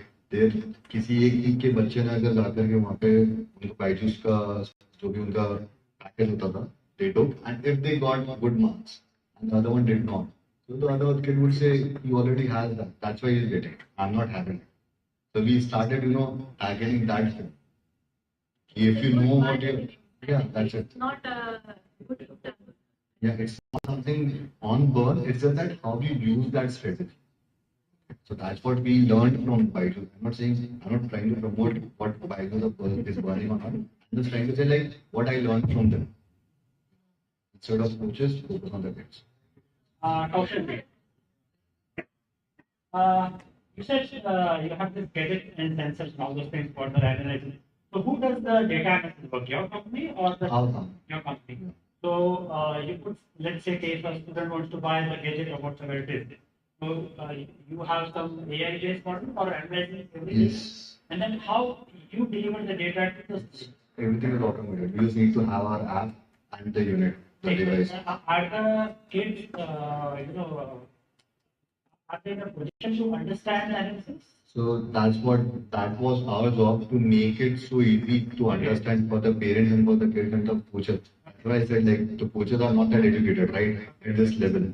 So for them, the metrics that were coming out of the data, we made it so easy to understand for them that okay, after 20 games, 25 games, you will come to know where you are heading. Let's say basic graph so one time. It will come in the graph like okay, your performance in this with this particular metric is consistent, is dipping, or it's getting better. Now where sir it would be dipping, it will suggest you which all drills you should be doing to get it again back to the consistent level or make it even better. So, are you selling the instrument or are you selling the analytical services or both? So as of now, we are just selling the instrument right now, and the entire data and whatever analytics will come is free of charge. But in future, we will be, giving this unit for just basic minimum amount of like 1,000 or 2,000, and the amount that you will have to pay subscription would be for the data and the value-added services that would be coming. Some practical aspect. When the student gets the data from your company, what he has got through your data, and the coach, where he's going for the coaching, that may, contradict. वैसा होता है. I just trying to ask the practical solution that we have something like that. For example, I belong to an academic field. So when we say something to the teacher and the school is teaching something else, although we both are saying as it's adaptability of the courses is not there. So coach will like, this data, I don't believe with this data. We go through what I am. So have you faced any such situations or any solutions? All the time. All the time. Yeah, because see, there are only two types. One is subject. Right. Sorry. Right. So qualitative is anything that can happen through the lens. That is either the eye or the camera. Correct. That is the only way qualitative can happen. And the other one is quantitative. And for quantitative, you need a tracker or something to capture the data. So what we are positioning ourselves in the quantitative part of it. And also for qualitative, we are developing another module into the app itself from which it will happen. Okay. Now, as of now, the coaches were not ready for this, but now they know the parents are pushing for it. Okay. The parents want to see the metrics. Because PSM, PET उनको report card मिलता है, मालूम पड़ता है बच्चा algebra में क्या करके है, mensuration में क्या करके है. So why not coaching? Why not like sports as well? Okay. Thank you. One question to Mihir. So your space, like long-term plan is a rental model, or you want to you're focusing on selling it? So initially कोई खरीदेगा नहीं तो तब तक तो service देके rental करेंगे. Okay, but ultimately we want to sell the products. Okay, but before I think the making them affordable or the ready to buy. Okay, so service is the right model, and service will be continuing because we are not limited. We will be not limited with the one territory or one geography. Okay, so every area or every new region needs the marketing, promotional, and the awareness activities. So services is purely about the awareness and the early revenue generation. And eventually we will start to selling the products. Okay, so who are willing to on. And we are also seeing to make because it's not about the farmers will work over 3 acres because Indian farmers are the smallholder farmers. 80% farmers having their land acreage is less than the 3 hectare or 5 hectare. Okay, so they can't afford the 10 lakhs or the 15 lakhs worth of his machinery. Okay, for these 2-3 acres. So we are also seeing the opportunities to make rural people as a micro entrepreneur. So we can give them the work. Okay, so for the other customers or the farmers. So the micro entrepreneur, rural entrepreneurship kind of things we are seeing in the future. So by they can own the machineries, tools, and we can provide the customer data. Like several questions.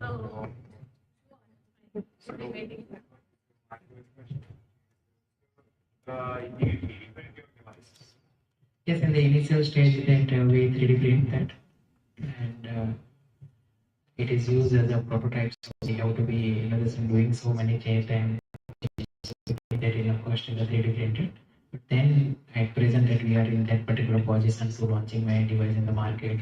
So obviously the post is also we create the effect. So now we are going with that other alternative with that you might know that injection molding and all. The thing is, I think recently Google has done some kind of AI to detect breast cancers. So, what do you think? Do you think this will be a competition for your device? Oh yeah, definitely. Even though means being as an entrepreneur that there's a I also want that a couple of challenges, right? More than 60 and for global, if I'm talking about like a UK country where if your age is that in a beyond 50 and 55, then and then they are allowing to do the sonography and mammography, right? Because of that particular condition, the woman will not getting the idea whether she having any kind of abnormality or not. So we are always be welcome if this kind of a players is this coming through this particular technology, which can also helping to me to integrate with my particular device because I am in the hardware as well as in the software segment. So that is what that we are welcome it. And second thing, this is that so one product is not be enough, right? So it is always we need that in a couple of more products, couple of more technology where the business in India wants this, and that is a slowly strategy that revolution should be happening.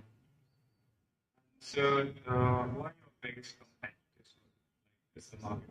So I can say like that for that in India there is no any single direct competitors for us, right? So we are that in the first. That's why we are giving the commit that India's foremost breast cancer screening solutions. It is very handy and portable. You can put in your pocket as well, right?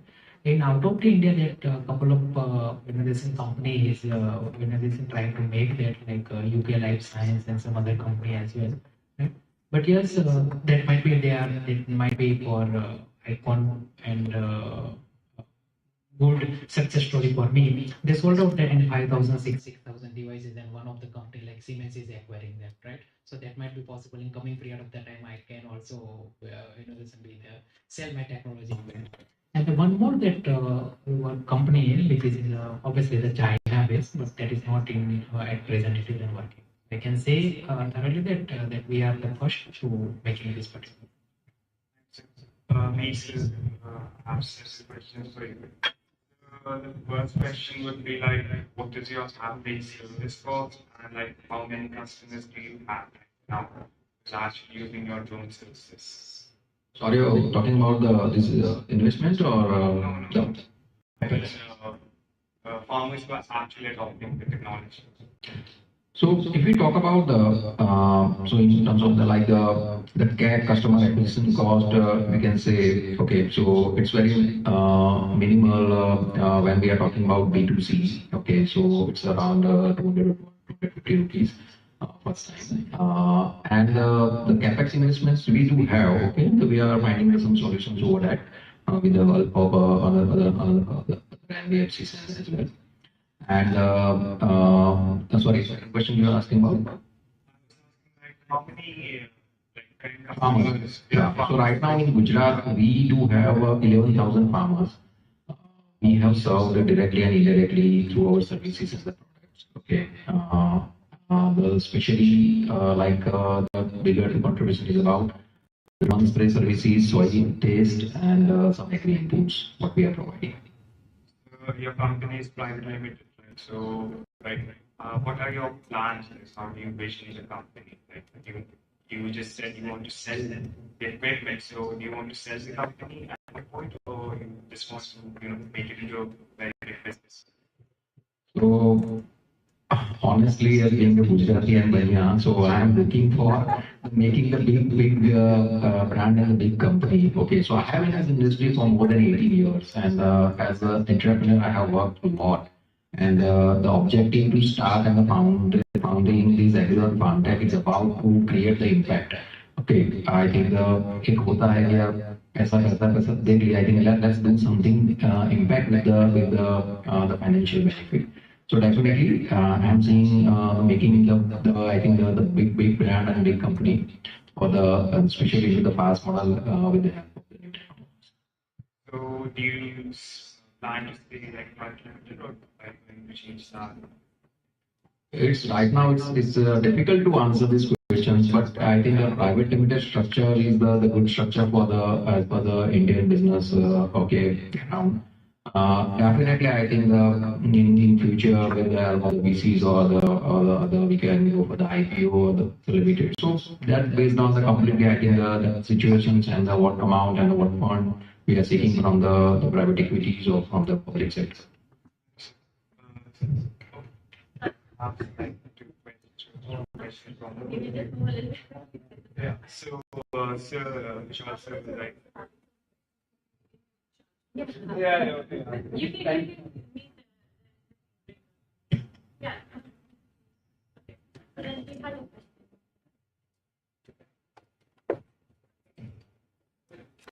To all the panelists. It was pleasure hearing from all of you. My question is for Ms. Niyati and Mr. Dhruv. Ms. Niyati actually I'm involved in this and there's a very interesting segment that you work on Docker and where you connect with the artisans and make product sellable through an online platform that you have kept. My question is that there are a lot of apprehensions among the artisans. How do you, with respect to copyright issues, in getting their product, because they give their ideas, they give their thoughts, they give their efforts. How do you convince them to be part of such kind of platform, as well as see that probably this will be in turn beneficial for them in the long run? And how are you different from SSG then? And in terms, because there are many ways that SSGs are working on the similar segment. So if you could throw some light on that, and I'll come back to Mr. Dhruv. Okay, so very good question, two parts. One, of course, see, there are slowly and steadily now copyright and all the other issues of identification are being addressed. We have something called geographical indicator tags, particularly that protects the handicraft industry, that protects the textile industry. There are regions that are specifically connected through GI tags and all, where certain producers, let's take an example of Ajrak, for example. When you hear the word Ajrak, immediately it goes to your mind goes to Kutch. Or if you say Bujodi weaving, that has a GI tag, and that is a protection, and that also works as a method of awareness. When say Patan Patolas, they are digitally printed now as well, but because they are GI tagged to that region, that serves as a protection, that serves as a mark of authenticity, and that keeps them relevant in a market that is fast changing with the digitization and everything. And there is also so all this awareness that it creates, that has led to people being aware that okay, digital printing or screen printing or this or that, all that digitization creates a very different product compared to the handcrafted product. So for that, I think that awareness is very much important. Craft Council has been doing. So you give them skilling also. You help them in terms of training and skilling and. Yes, absolutely. Yes, skilling and training is very important. It's very important for an artisan to know their rights as well in the field. And that awareness is either done through government or non-governmental platforms, but the key part is that the awareness must reach them in a certain way. Secondly, coming to the fact that how is it different from SHGs? SHGs are basically groups that are formed amongst the artisans that they have been doing that. Now, I come from engineering background, and in the the founding members of our company, they are all coming from a very highly technological background, like architects and engineering. So what we do is that we provide a big design input when it comes to creating products. See, handicraft, of course, because we're talking about a time when India is evolving at a at a place that you blink and the scenario changes, right? So how do you bring the artisans who have traditionally been doing something for thousands of years? How do you make that? How do you make the craft relevant to the today's time? That can either be done through awareness or through modification and keeping it relevant. Now, in my particular field, like bamboo basketry, when we talk about bamboo, immediately your thought goes to, baskets, right? Baskets and those flower ways and all that, In fact, nowadays we are seeing in bamboo there is a hut also. People have started living. Yeah. No, well, people have been living in bamboo huts since thousands of years, particularly in the northeastern sector. But we always see that as a craft. We never see that as the mainstream strength of India. As agriculture is the largest employer, the second largest is the handicraft sector. And that is one thing that when we talk about industrialization, when we talk about digitization, we always tend to forget that there is a very real handicraft sector that is going to get affected and that we are completely ignoring when it comes to digitization. But when it comes to this sector, again, there needs to be a lot of technological advancement, there needs to be a lot of design inputs that are given that can completely renovate the craft. Like right now, our products are not competing as a craft. They are competing as a contemporary modern products with almost any of the furniture makers in India. And we are the only one right now in the bamboo who are working at such a scale and who are able to deliver products that way. So for that to happen, SHG model has to grow. There needs to be very real,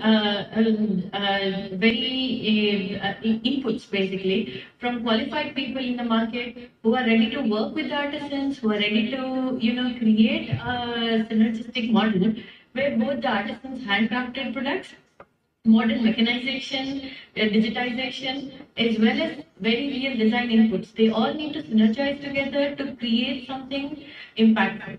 Otherwise, the craft will, slowly become obsolete. And it's not something that has happened that needs to happen right now. The only crafts that have survived in India are the ones who have always been able to evolve itself in the changing time. This is perhaps the first time that I've seen in last 10 years or so, when I'm seeing craft being treated as some fossilized relic. Craft has always evolved with people, with people's taste, and that's how it should be. It's us that we are the ones who are treating it as a relic, we are the ones who are treating it as craft rather than something that is mainstream, that is very real.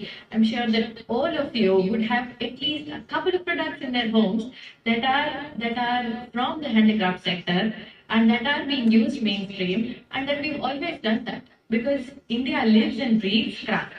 And Industry 4.0 can never ignore that, can never forget that, and I must acknowledge the evolution of craft with that. Of course, and we should not forget that it also adds to sustainability. It helps in. Of course.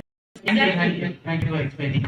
Mr. Dhruv, I'll just keep it very short because I think other people also want to ask something. How have you fared, because as an entrepreneur when you came into this sector, how have you fared? Because there are many organized players in terms of breast cancer screening who are offering their products like Johnson & Johnson, Apollo is there. There are many other hospitals organized because there's a very niche sector and a very it's how do you found out, because it's a costly sector also, how do you found out that it is to be cost effective, it has to be affordable, and what made you to prompt you to come into the sector when there are many organized players who are there? So, when I started that I have only one thought process that I need to solve this particular problem in any cost of business, number one. Number two, that whatever the skill that we have, ladies and gentlemen, the engineers have, so we are just utilize it, and we are just trying to make this product for the Indian centric. Whatever the product company name that you write them in, like a Johnson and Johnson's, and this Siemens is also be there, BPL is also be there, right? So that product is very costly. So my first objective is that I'm not replacing of that particular product, right? I'm developing something which is helpful for that in the early stages. Fortunately, that segment is completely vacant. Number one.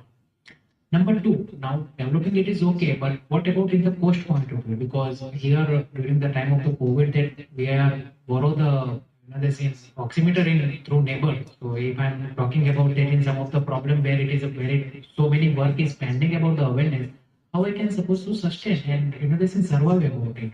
So in that particular thing, I'm making working for that in a post point of view, and where I'm utilizing that my entire engineering skills. And of course, but not only me, but the three co-founder is also with me, and some of the doctors that I try to onboard, and to finding out the real solutions which can help not only the patients but the doctors as well. So earliest when I started that my target audience is that B2C, but at present that I'm working very closely with the hospitals. So I'm just going with the reverse. First I'm going with the hospital, then I'm going to the patient. So it is more affordable and the more cost effective. That is rightly that our topic for industry sponsor. Thank you, sir. Thank you very much to all the panelists. I am really sorry because of just keeping the time in mind. So we stop for this panel discussion. You will get more chance to discuss and interact with another panel. So we have our another panel already, the panelists are here. Moving forward, I would like to request Dr. Vaishali, Faculty EDII, to please come on stage to felicitate our panelists one by one. So we will start with Dhruv. Thank you very much, Dhruv, for sparing out some time and giving insights on healthcare, right? Industry 4.1 healthcare. Thank you, Mihir. You belong to listening, our youth will get encouraged to start something in agriculture. Caution, please. Thank you for insights on sports. It is really requiring attention from all of us. Thank you, Nirati, for joining us. Thank you, ma'am. Thank you very much. Thank you. Big round of applause for everybody.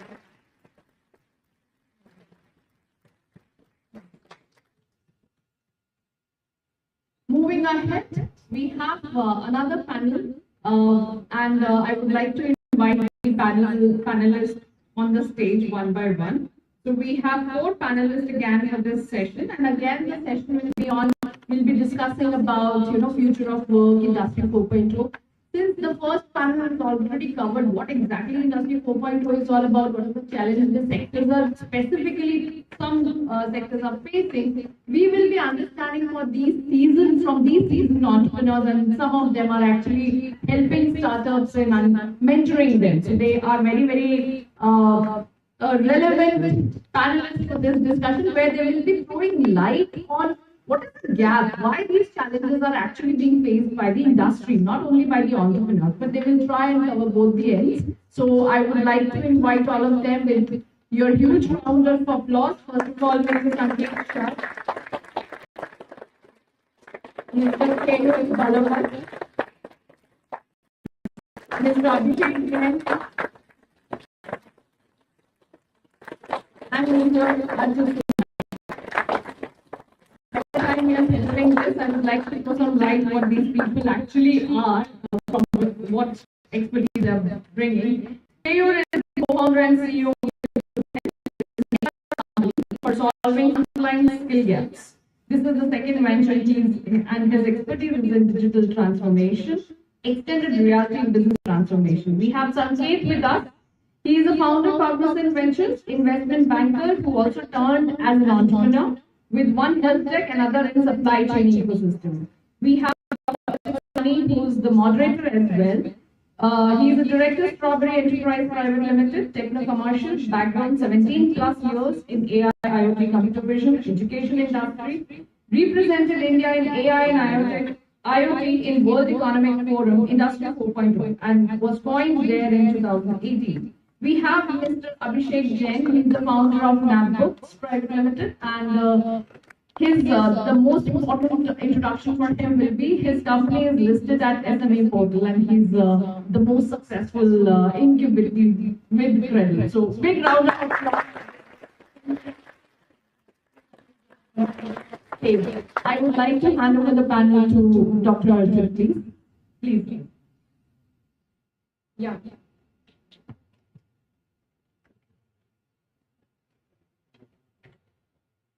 Okay. So, in the last panel, we have heard a lot about, what are the problems entrepreneurs face and, what is Industry 4.0 and what had been preceding, industrial revolutions and everything. Right. So we are going to focus more about, the practical aspects or some of the practical aspects of it. And, right. So, I'll try to ask them relevant to their fields, how it is. So my first question to all the three panelists is about the challenges, in skilling. Okay. So the biggest problem which, any industry faces right now is that, there is a lot of manpower. Like, we, India, we have 33% of the world population. But when we talk about skills, those skills are not there, and everybody faces this crunch in, getting skilled manpower, right? So I would like to know the perspective of the panelists that, what are the challenges they face and how, they try to overcome these challenges, right? So that we can have a perspective.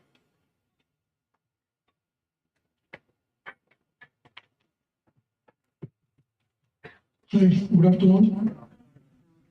Yeah, so one of the challenges that I can say that I faced during my recent entrepreneurial journey, when you are trying to get into something which is niche,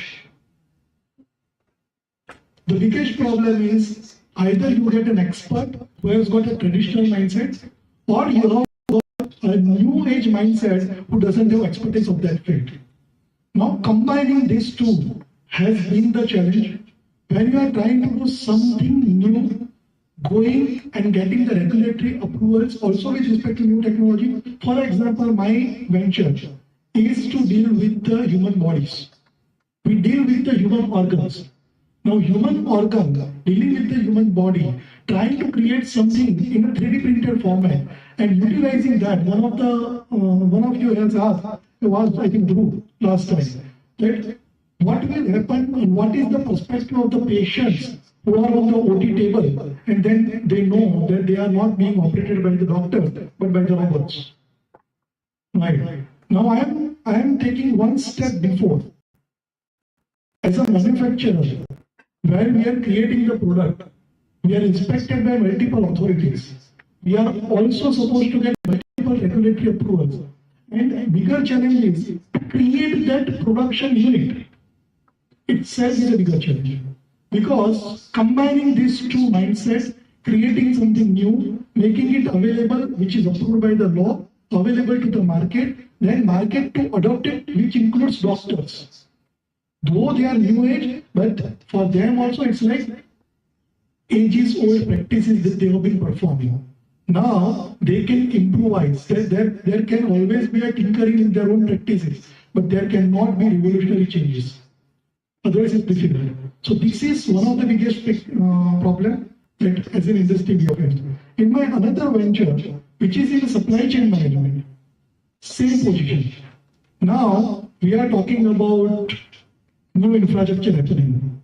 We are talking about cold chain is requiring a lot of healthcare, pharmaceutical and other stuff. Like a lot of innovations are happening on a ground level. But when it comes to thinking of a Mamath warehouse, like one of our warehouses is of around 450,000 square feet. Now from 450,000 square feet, we would like to take up particular medicines. Now medicines are also with the expiry pay for everyone knows, first to expire, first to out. Right. Now crunching data, taking it to the last mile in the rural area, tier 4, tier 5 cities. Right. The volume of data which is available because of our total geographical spread as well as the population. But the real-time data availability which can help. Otherwise, what happens?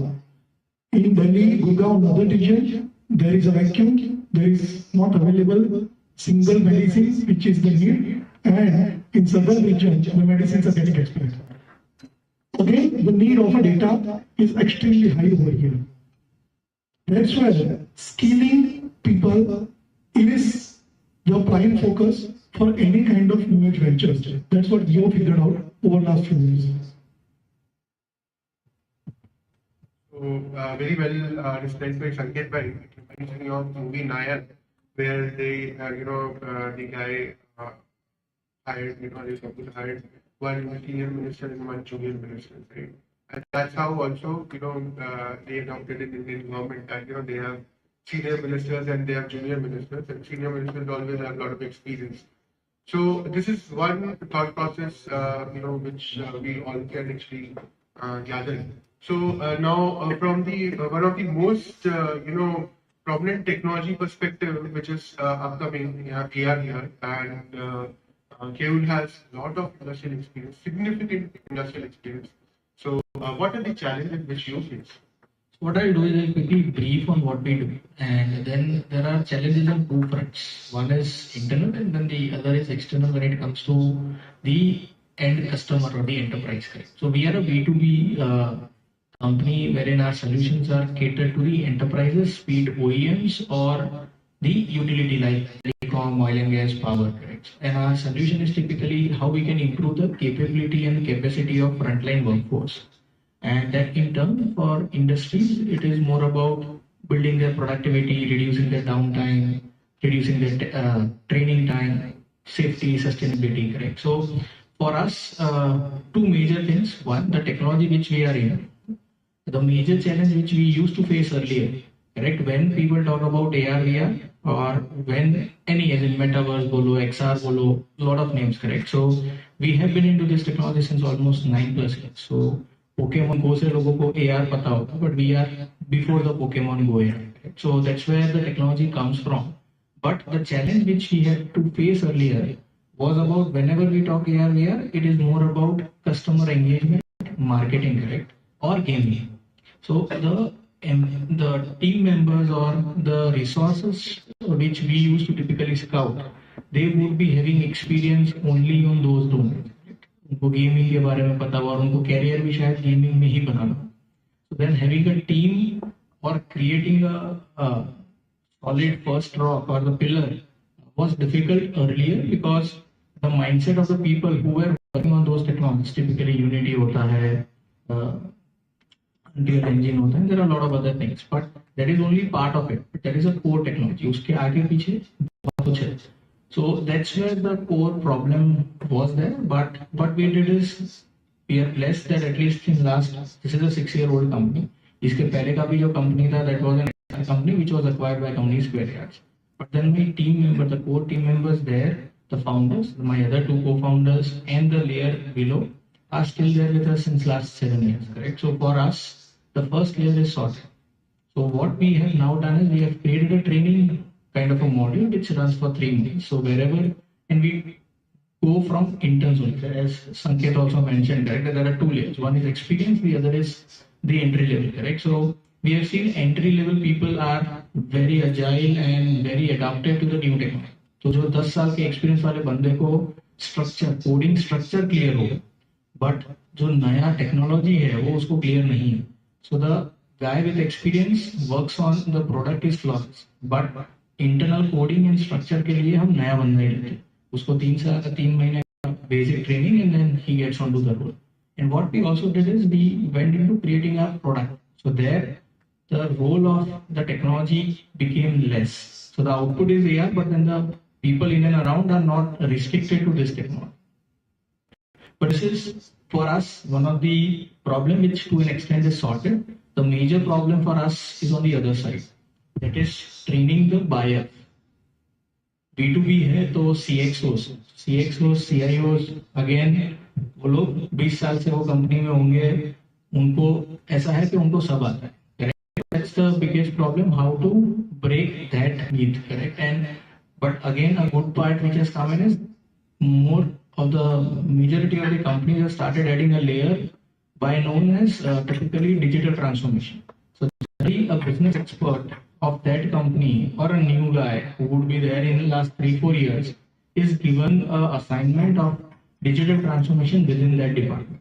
Multiple cross reporting happens in the enterprise side, and that typically goes to the CIO. Again, the final decision happens on CFO and CIO's desk, but then a lot of companies have started having digital transformation heads as well. So training them is again a biggest challenge. What we started doing, again, consulting. So for us, our sales cycle is still 6 to 9 months. The reason is very simple. We need to first make them unlearn. Because ये technology again 9 साल पुराना तो है ही, तो लोगों को ऐसा लगता है ये तो मैंने देखा हो. तो अगर 4 साल पहले भी देखा है, now the things have changed but they are still not ready to adopt कि भाई ये तो देखा है तब नहीं चल रहा. तो अभी हार्डवेयर बदल चुका है, 4G का 5G हो चुका है, lot of other things have happened, but there are people who are not ready to unlearn. So that typically happens by consulting, by taking some sessions where we train or we take a batch for them, 2 hours, 3 hours, they understand the technology, they understand the implication, and then typically we slowly move in and go in. So these are the typical 2 challenges on inward and outward. Very well said by you. It reminds me that, in one of the Star Trek things, spaceship falls, and the civilization is so naive that, for millions of years, they are able to decode the advanced technology. They make all these, temples and do puja and do everything. ये कुछ तो होगा, right? And then once they realize to a point that that they start understanding, this is where the inflection point, they start adopting or they start taking things in. So this is what Kevin has been referring to, the adoption of Industry 4.0 or the standards which are there. Because see, when they introduced me, 2018 में already draft आ गया industry 4.0, हम अभी discuss कर, अब तो industry 5.0 भी आ गया. So what I'm trying to say is you have to be proactive with the leadership of current government and everything. Things are getting done. So that is very nice. कि इतने सब initiatives हो रहे हैं, इतने सब चीजें हो रही हैं, right? So this is our time wherein we get support. So that is very nice. Over to sir. So this is Abhishek here, chartered accountant turned into technocrat. So सबसे पहले अगर बात करूँ तो I was the first person to skill myself to become a technocrat. I was not trained in technology. I was trained in finance. Become a technocrat, become a system architect for a big product. We sold it. So again, the whole cycle is to train every time. Every day you need to train yourself. And it is not just for yourself, it is for everyone. Your customers need to be trained, your internal employees need to be trained, your vendors need to be trained and skilled. I've been speaking a lot on blockchain, AI. They are my favorite areas. We have a research team who are working on specific projects on blockchain. We are not just creating a platform-based thing. We are creating something which are not based upon platforms. So basically, when we started, we were 3 people team, and now we are a 100 people team.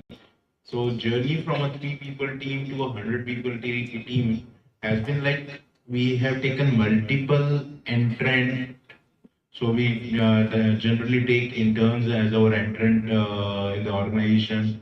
They will train them for 6 months or 3 months training period, and then they come up on payroll for another 2 years with the commitment to stay with us.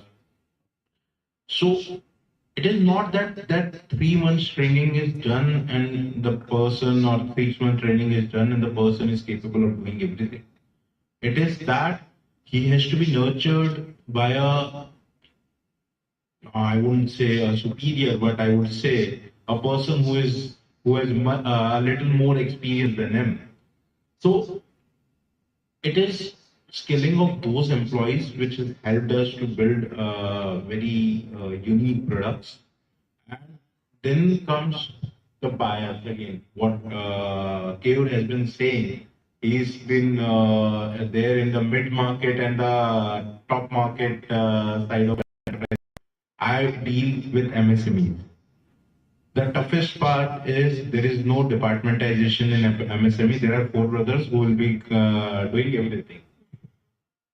So उनको समझाना is a much more daunting task than to give understanding to a CIO or a CXO, I would say. So for them, we have to be. It's more about advisory. It is more about understanding their business, giving them pre-services like building their business processes for free or maybe for some consultancy, and then taking them to the next level where they can at least embrace that technology and use that technology. Every MSME today wants to be a technology company, but 90% of them don't have their processes written itself. You would, all of you may agree that 90% of the companies are not having the processes itself. And I'm not just saying about MSMEs, it is about 90% of the company. Be it corporates, be it majorly few processes are done like okay चल रहा है चलने दो इतने साल से चल रहा है चलने दो. So that's how the education the overall education time for us to the buyers have been a little large, but because we are in the MSME segment we cannot afford a 6 months 9 months closure. So what we try to do is we do some mass skill development programs, mass education programs, and we try to educate the users or the B2B customers to understand that this is a value, this can actually help them in the business. So that's the only thing which a MSME understand. ये मेरे business में क्या impact करेगा? So that's how we try to skill the people. So very nicely described by you कि ना वो एक लाला बुद्धि जिसको बोलते हैं, right? So that is not going to work out in current scenario because what has happened is कि ना industry is transforming and skills are moving very fast. So आज से 20 साल पहले when we used to be in college, right? That time एक ना pen drive होना बड़ी बात होती थी. ठीक है 2 GB की हार्ड डिस्क पे हम लोग घूमते थे मूवी से कॉपी करते थे सब कुछ करते थे राइट. और अब ऐसा है कि ना it is not worth anything मतलब it's just like pain. So things have changed, okay, and these things are going to change not only in the perspective of technology but also in the perspective of buyer power, right? So that is there, and we need to be tuned to that changing thing. मतलब बाद में आप वो सब हो गया और फिर आप tuning कर रहे हो, so that is not going to keep you ahead, right? That is like accident होने के बाद में कितना भी कुछ भी कर लो वो एक्सीडेंट तो हो ही चुका है, right? This is how that mindset has to change. Now I have another question that in these changing scenarios the old thought process, so from what he said, I'm just trying to connect it. कि जो old thought process था कि that this is how things are done, this is how the thought process is. ये तो हमारे बाप दादों के समय से ऐसे ही चलते आ रहा है, ऐसे ही चलना चाहिए, यही टेक्नोलॉजी हमने यूज करी है, ठीक है. So does that work? सब चीज आप ही कर लो, डज दैट वर्क, और do you need to create partnerships? Because see, you can be good in one thing and others are good in other thing. So is this the age of consultants? Is this the age of you being, really good into something? You still have to be like, jack of all trades. So, you can start. So, I think that's a good question. So, one thing what we have understood is it's a age of collaboration, correct? The way technology is moving, it is difficult to get hold of everything together. Especially now, giving a simple example of ours and how we typically are changing our go-to-market strategy. We used to be doing, and we still are doing direct sales because we're still at a post pivot to a product company and we're still at an early stage. But then we were doing direct sales. One of our customers was Pralite, correct? And there we would have sold at least 100 odd licenses and close to a year almost we were inching towards 550 licenses, right? And just to give you a number or a scale, our each license cost 30,000 rupees, right? So typically that was the scale which we were looking at closing our second year. Their internal management changed, their CXO level changed, and our renewal didn't happen. So we are still in discussion. So what we also realized is when it comes to adoption of technology, the heavy role is of change management. Correct. So one is once they get into PO, there is a separate challenge which I'll talk later. But let's say even if it's in, post that adoption into the lower level, as in the operators are used to running their processes the way they are doing. 8 घंटे already field पे रहते हैं बोले और एक app आ गया उसके अंदर मेरे को ये भरने का वो भरने का correct. So lot of change happens across. And that's where we realize that so there are two things. One is it is not only our application or our solution, it was also to be integrated across their existing processes, correct? So we had two challenges post our pilot. One is integration into their ecosystem, correct? Maybe they are using SAP, they are using Salesforce, they are using any other field service. Second, getting deep in terms of how they utilize it. Right? So for us, we thought that it is important to have a channel partner in place. Correct? So there are two types of channel partner. One is a reseller, जो सीधा सीधा आपका बेच रहा है, and then वो ध्यान रखेगा, collect करेगा पैसा. Then there are other kind of channel partners wherein they are value-added service partners or they are even bigger than us. For us, in our case, so for us, our partners are likes of Accentures, PwCs, Wipros of the world, correct? So we started forming partnership with those kinds of companies wherein we understand that PwC, they set the narrative, correct? The strategy is set by them, metaverse में क्या होने वाला है, AR, VR में क्या होने वाला है, and they would already be consulting companies in telco. So now they set the narrative, there is a roadmap which they have to follow and they have to consult client to achieve that. So they would also be scouting for a lot of tech enabler companies. So we come in as a tech enabler to PwC in a way. And they are running as is process, to be process. They will map the deployment. They will do ROI metrics. They will take care of the change management inside. पूरा company हिल गया पर CEO तो नहीं बदलेगा या owner तो नहीं बदलेगा तो पीडब्ल्यूसी का कॉन्ट्रैक्ट तो चालू ही रहने वाला है. So PwC is there, we will also be there. So that's how we are currently looking at as one of the collaboration, correct? So that's one example, and then there are a lot of others the way we do it. But this is one example which I think is giving a apt meaning on how collaboration is important, even if it's not technological. The support, the consultancy is also plays an important. Again, which kind of customers you are dealing is also important. That is important for us. For us, again, collaborations, partnerships plays a very important role. If you want to scale in multiple times, collaboration is required because you cannot do everything on your own. Though I know how to write a code, but I won't write that code because I know there are people who can more efficiently write those codes, or even if not more efficiently, my time is has a value. So I should be capable of doing things which are required to be done by me. And it should be collaborative efforts, the team should be created, there should be multiple partners in the business. So any business cannot survive in just doing everything by his own. Even a kirana store needs to have multiple partnerships before getting started. So on that front, it is always required. The partnerships are required. And I would say another thing that you need human partners, human interventions. Only people can do work for you. No technology will work for you as such.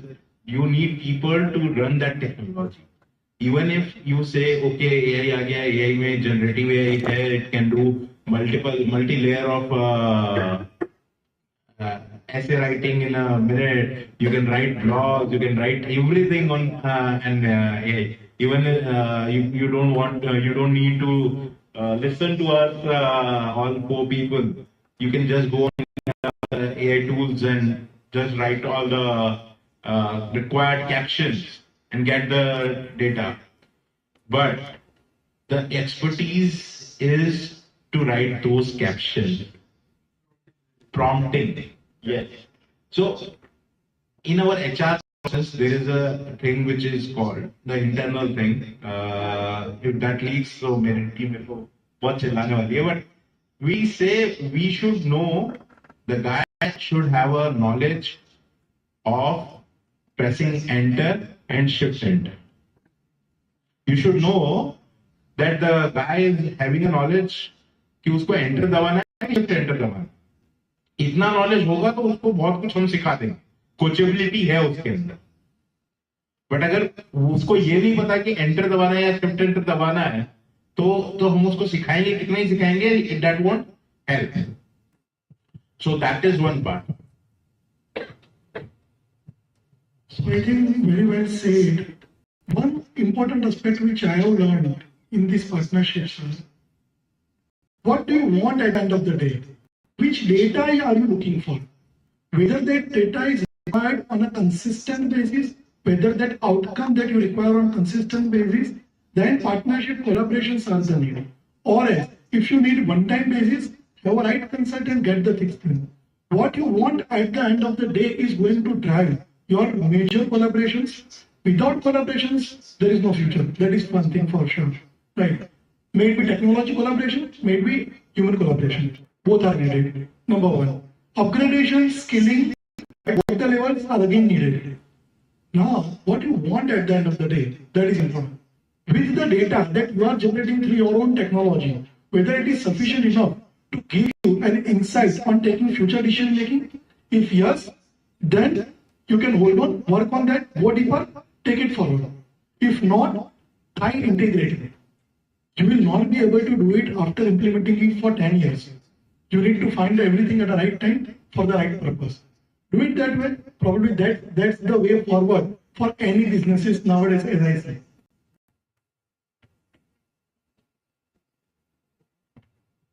Thank you. Amazing answers and amazing diverse things we have. So next question is that generally what happens is specifically with the Indian subcontinent mindset, if something goes wrong or doesn't go the way we want it, we start blaming, and we start blaming government. ये policy सही नहीं है, तो ये तो 500 रुपए दे रहे हैं, ठीक है, दुनिया में तो क्या 50,000 रुपए देते हैं, ऐसा है वैसा है, right? So is this, do we have to be dependent upon these policies? Should our focus area or our startup or whatever we are doing, should be based upon these policies? Because if policies change, then would we exist? So this is my next question, that how supportive are the policies? Are you facing policy crunch? And if that is there, then how do you? So despite policies being one part of it, how do you run the business actually? Great. Yeah. So on policy matters, has started my first answer as well. When you are trying to do something new, don't expect government to have every answers. Right. When you are trying to innovate, you are trying to do some paradigm shift, how can you expect government to know anything? So one thing is, as we all say, you need to have a grit. You need to have persistence. काम करना है और government को बताना पड़ेगा.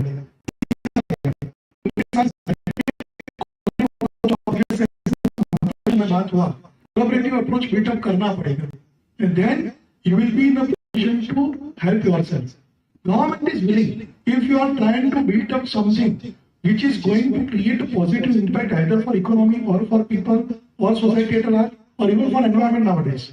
ESG is equally big thing, right? Whatever we are planning to do, at the end of the day, if it is creating positive impact on the society, government is in.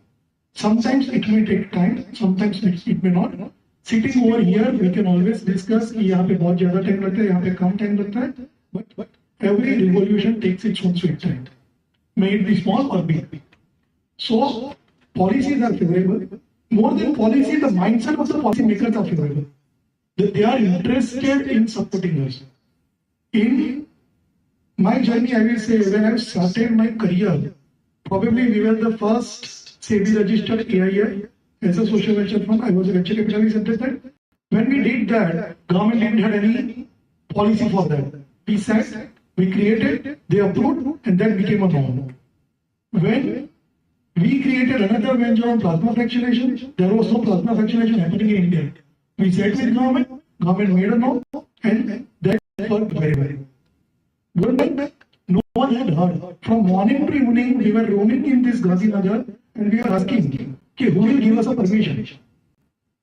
You will be शाम को जब cabin में पहुंचे तब उन्होंने ये बोला कि कितने महीने से हमने चालू कर दिया है क्योंकि not even government had a mindset that person can come and take an approval prior to that.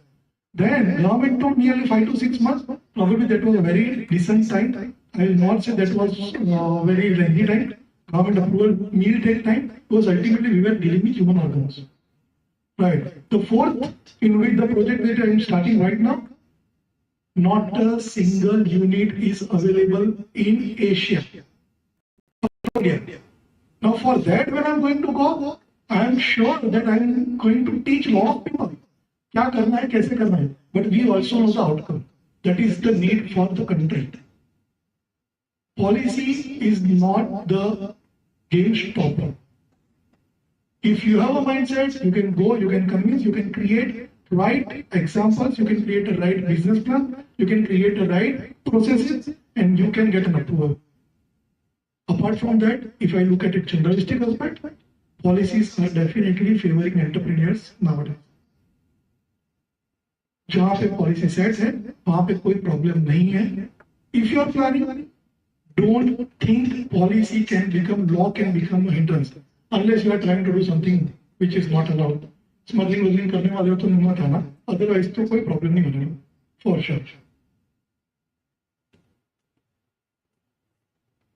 I'll take a separate perspective. So, एक होता है policy. So, while I think Sanket is the best man to talk about policies and definitely current state in terms of support to the startups and all, the policies are decently favorable apart from the external ventures, then the external money coming out of India. Correct? That's the only, I think, showstopper as of now when it comes to people raising money from outside India. But I have a separate thing which I think you should go back and think. Correct? Recently, in the last 1.5, I think 7 to 10 days, there are a lot of things getting on social media, especially on India as a country creating an innovative product or a copycat product. Correct? So if you see a lot of our unicorns, be it Flipkart or anything, those are all copycat products of outside India. Correct? The major reason being कि VC का जो mindset होता है वो काफी जगह पे ultimately what has worked outside might work here, correct? So that's the reason those copycat ideas again we need to take it to India level, but then that's what has been a discussion which is ongoing. So even for any person here, and especially with the audience, correct? So whatever you are starting, you need to first be very clear: is it innovation? Is it just a business, correct? Or is it something, a problem which you are solving which might need innovation, might not need innovation, correct? So वहाँ से पूरा चीज चालू हुआ कि क्या policy picture में आता है, कितना पैसा चाहिए, बाहर से पैसा उठाना है, घर से आ जाएगा या चर्निंग से ही तुरंत आ जाएगा, correct? So Gujarat as a state, correct? If you see, even for us to raise money is difficult because people have seen tangible things coming out, correct? People have not seen innovations coming out from Gujarat. Correct? It's basically जो पुराना धंधा चल रहा है.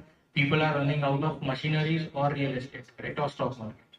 So looking into innovation itself is a different trend. And again, people or the investors of Gujarat are now slowly getting used to, but it is going to take time.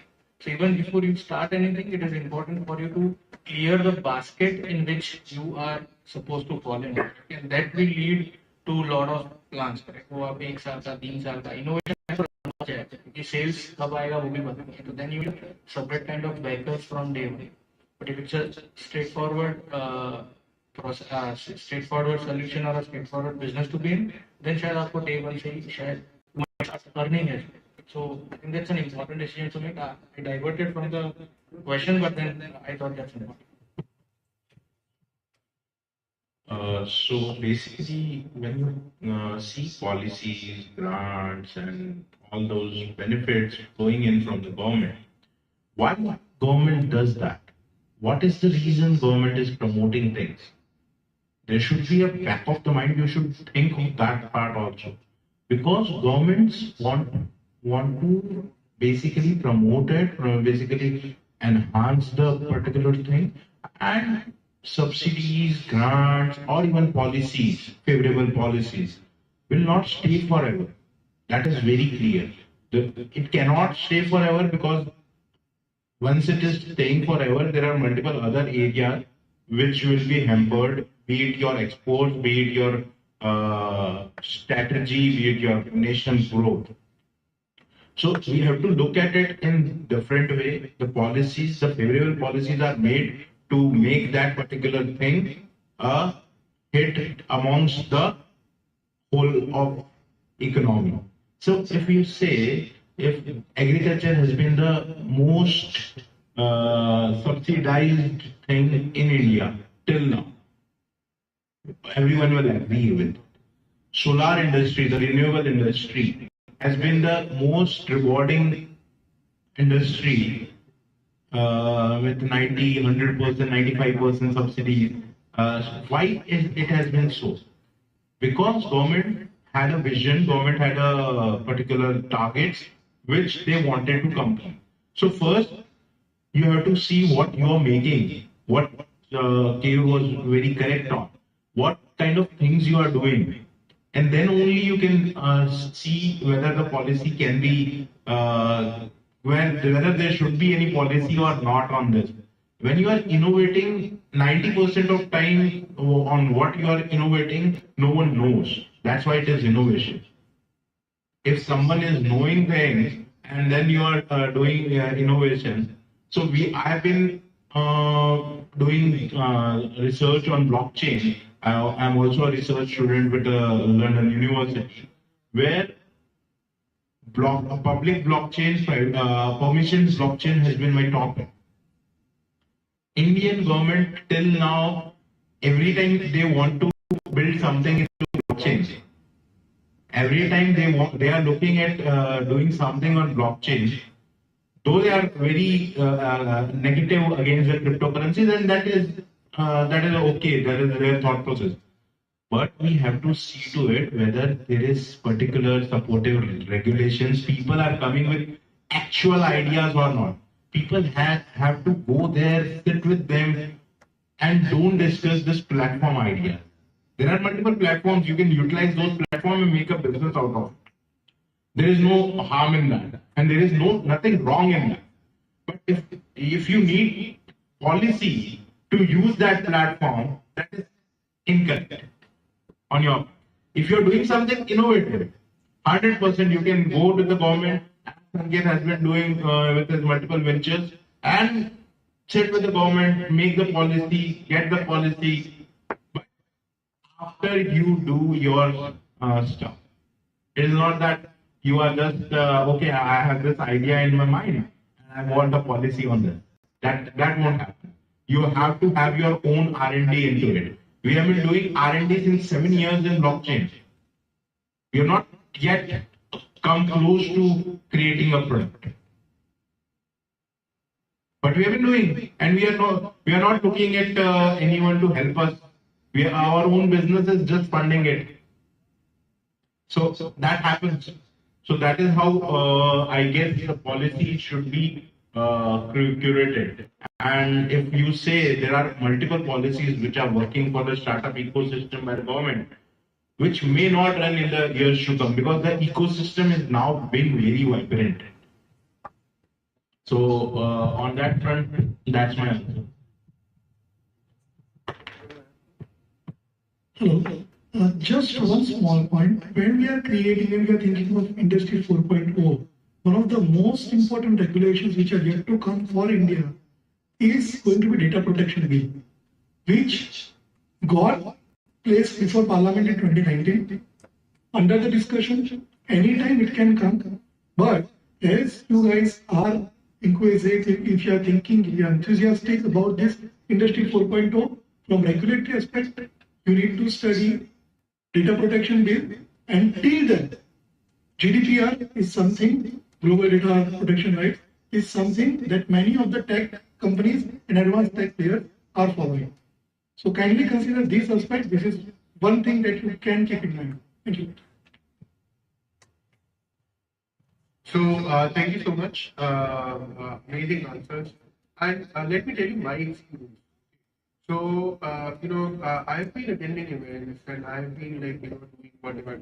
So although I'm very young, I'm not very old. But what I have found out is that next in the last 10 years, what has happened is the government involves you. Okay. तो पहले मतलब मुझे नहीं पता क्योंकि मैं इतना लंबा नहीं जी हूँ कि पहले क्या होता था. बट अब तो ऐसा होता है कि they will be sending emails to you कि आप बताओ आपके क्या व्यूज है, सर्वे आएगा आपको कि आप सर्वे ले हो.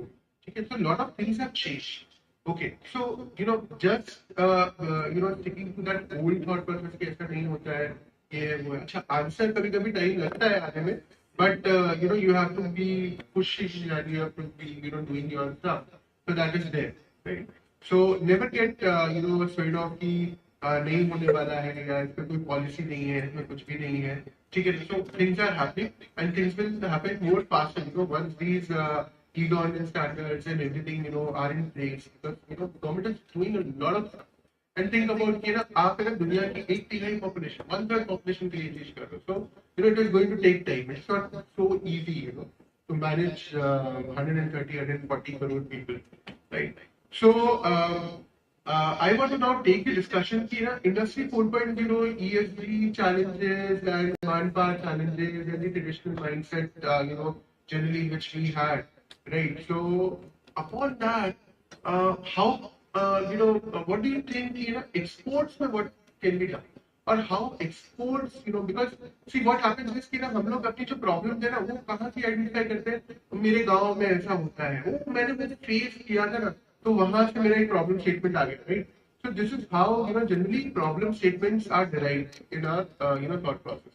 But actually we should also look upon are there any buyers outside, because then it creates multiple revenue streams for you, right? And if you have these international standards or international product things, then you can do a lot of things. So I just want to everybody see what they are doing with their ventures about the exports and diversification, product diversification related to that.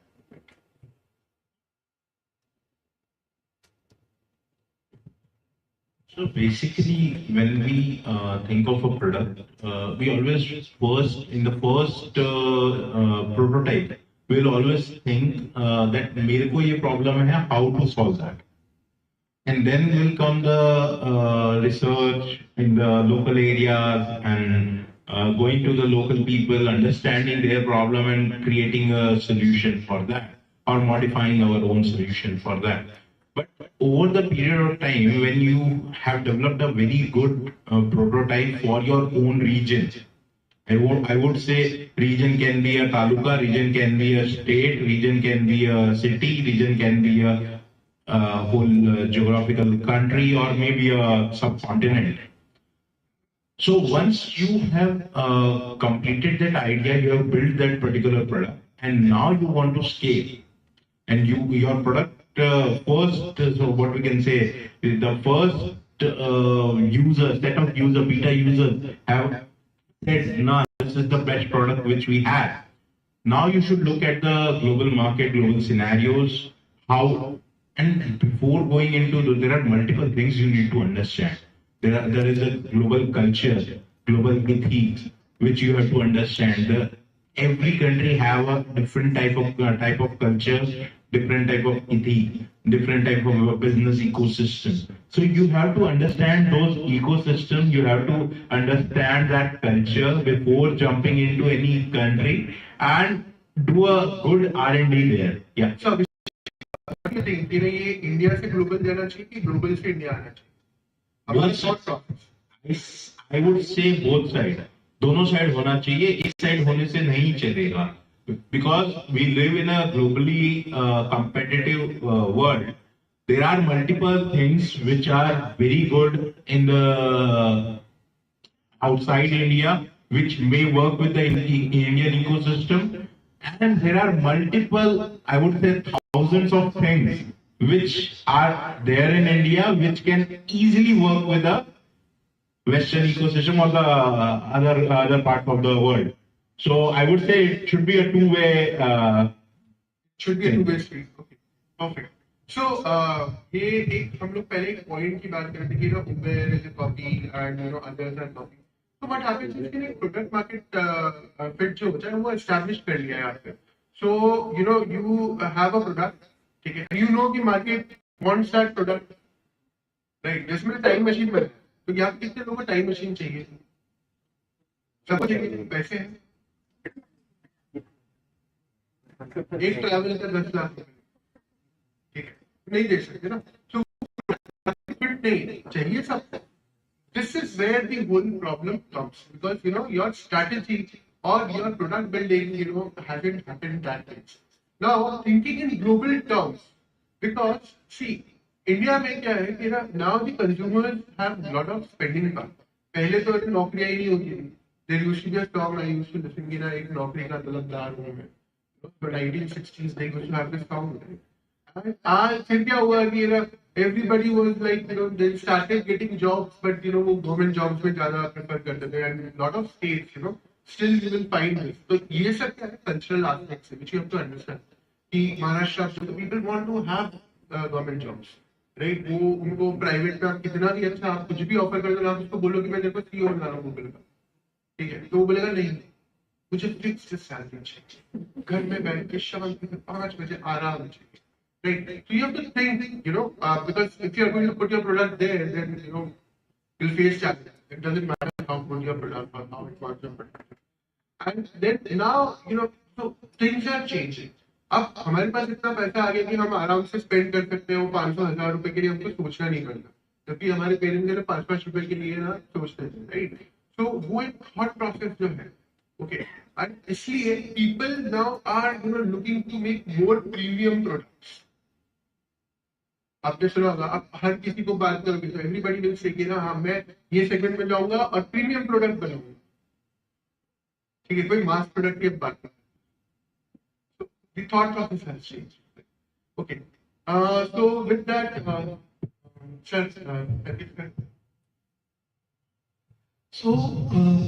rightly put, I just say only one thing. Industry 4.0 gives you an opportunity to be global. Because automation से जो consistency build होती है, product की quality consistency आती है, global footprint करने में possibility आती है. Need understanding कर लिया. मार्केट में हम अडॉप्ट करने के लिए भी तैयार है, एक्सपोर्ट करने के लिए भी तैयार है. तो माइंडसेट पे इश्यू नहीं है. अभी अगर इंडस्ट्री 4.0 राइट तरीके से अगर हमने इम्प्लीमेंट किया है, तो जो हम सोचते हैं कि चाइना जो लेवल पे मैन्युफैक्चरिंग करता है, we are still far away. But unless we take a first step, we will never reach that. Right, so it's about taking first step. अगर इंडस्ट्री 4.0 है, अगर राइट डेटा सेट्स है, right, as we all know economy has grown. Right, पहले 20 साल में एक economy का facet change होता था, अभी 3-5 साल में हो जाता है. राइट, सालों तक पहले टॉप 10 कंपनी जो होती थी ना, वो 1980s में 1990s के अर्ली में स्टार्ट हुआ है. बहुत सारी कंपनीज थी. अभी 2 साल पहले कंपनी स्टार्ट हुई, they became top notch in the list. So this is fast changing. What we need is data is there, capability is there, automation is there, right? Industrial automation दोनों लोग माहिर हैं मेरा बाजू में, right? तो industrial automation होता है, right? कंसिस्टेंसी बिल्ड होती है. The market is humongous. Need है तो दुनिया, it is all about connectivity. Industry 4.0 is connectivity, right? Technology तो है, अभी connectivity. Just machines are talking, humans are talking, data is derived, data is interpreted, again connected back, and communicated back, again they have worked better. This is what Industry 4.0 is, right? So I think globalization is the in thing now, right? You can't go away, you can't think either way. It is the thing with which we have to live and we have to progress now. Seriously. So last thing I want to finish before I'll open the tiles for everybody to have questions. See, एक चीज समझना है कि biggest problem we have faced as entrepreneurs, the last generation entrepreneurs which is going on right now. Last generation नहीं बोलूँगा, मतलब ऐसा बोलूँगा कि अभी last 10 साल वाले जो entrepreneurs हैं, तो we have not faced problem with government policy. We have not faced much problem with innovations. There were challenges regarding manpower, but we have overcome with our जुगाड़ thought process. ठीक है, interns भी higher करते हैं, industry के लोग भी लाते हैं, इधर से उधर हम लोग क्रॉस फंक्शनैलिटी में ट्रेन करते हैं. So there are a lot of ways of doing it, right? So you have to think and get out, with your own, solution. So that is the solution which works for you, basically. But the biggest challenge which we guys have faced, and everybody will agree, is this flooding of goods from China. Like, अब आप कोई चीज जाकर के बेचते हो, मैं camera बेचता हूँ, अब पता चलता है कि हमें ना क्वालिटी कैमरा दे रहे हैं, किसी को सब कुछ दे रहे हैं, उधर से कोई आया चाइनीज, सर हिक विजन दे दो, सर दवा ले लो, ठीक है, एंड एवरीबॉडी ये तो 600 रुपए का है, दिस इज 600 रुपीज, ओ भाई 60 रुपीज, बोले 6 रुपए, सर फ्री ले जाओ, दूसरा भी ले जाओ फ्री, ठीक है. अब इंडियन पब्लिक तो मतलब जहर भी फ्री दो तो भी अच्छा है, फिर भी पूछेंगे फ्री के ऊपर दूसरा फ्री कुछ और दे दो, वो लेते हैं तो नहीं लेते. Thought. So what is happening is ये जो फ्लडिंग इन गुड्स है चाइनीज चीप. अब industry 4.0, automation, connection, cross talking, right, उनके लोग वो इतना चीप इसलिए कर पाते क्योंकि गवर्नमेंट सब्सिडी देती है, और दूसरी पार्ट उनके लोग इतना फास्ट काम कर पाते, हाथ चला पाते. आपने देखे होंगे बहुत सारे वीडियोस चलते हैं, राइट, वो लोग जान करके वो वीडियो चलाते हैं ताकि वो प्रमोट कर सके उसी चीज को कि ना चाइना +1 स्ट्रैटेजी पे दुनिया मूव ऑन नहीं करे, right. This is my thought process. तो प्रोपेगेंडा, तो वो तो प्रोपेगेंडा रन करते ही है, बट इंडस्ट्री 4.0 मींस रोबोट्स, मशीनें बना रही है, सपोर्ट हम तो हमारा दिमाग लगा है. तो the major aspect of it is building that brain part, or building that intellect, and building intellect of people who work for you and with you, right? Because rest everything will be now handled mostly by machine, right? And production to IJI, so quality emphasis, quality certification emphasis. So all these things are where we should all ponder upon, because ये सब चीजें है ना हम लोग सोचते ही नहीं. Quality certification हम सोचते नहीं, टाटा ने सोचा, टाटा कर दो. So I was studying in 2012, and my PhD guide, used to come and say, we want Tatta ka bari hai. So, generally they speak Tata as Tatta. So, Tatta ka bari. I was like, aayegi, jaldi aayegi. So, if Tatta comes, I'll buy Tata. I'll not buy Kia, but I'll buy, Tata, right? Because it was so good. But they were never able to export. Crash testing pass nahi kari gaadi. Emission norm भी पास नहीं कर रही गाड़ी, समझ लो. उन्होंने 3-4 बार उसको work किया, पूरा सब कुछ करा. So look at those failures and keep them as a stepping stone for your own self, because then this will actually, ये एक स्ट्रेटेजिक मैनेजमेंट का एक बहुत बड़ी बात है, so that you don't commit the same mistakes and you are learning from these people. So with that, I'll finish our discussion. So now we are open for questions, and I know we are getting late for lunch, so we'll keep it short. Yeah, because a lot of people are not sleepy; they are tired.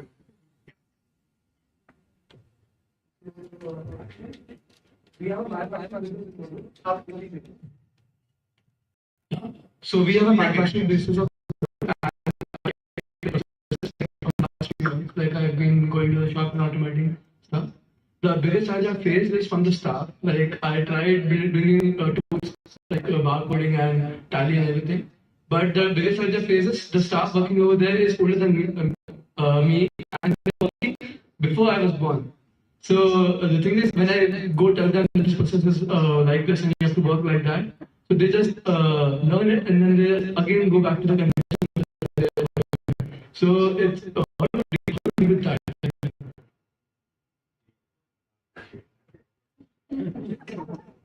So let's give the तो tricky है. Basically, when it comes to the situation on floor, it is quite different from the software world, right? So,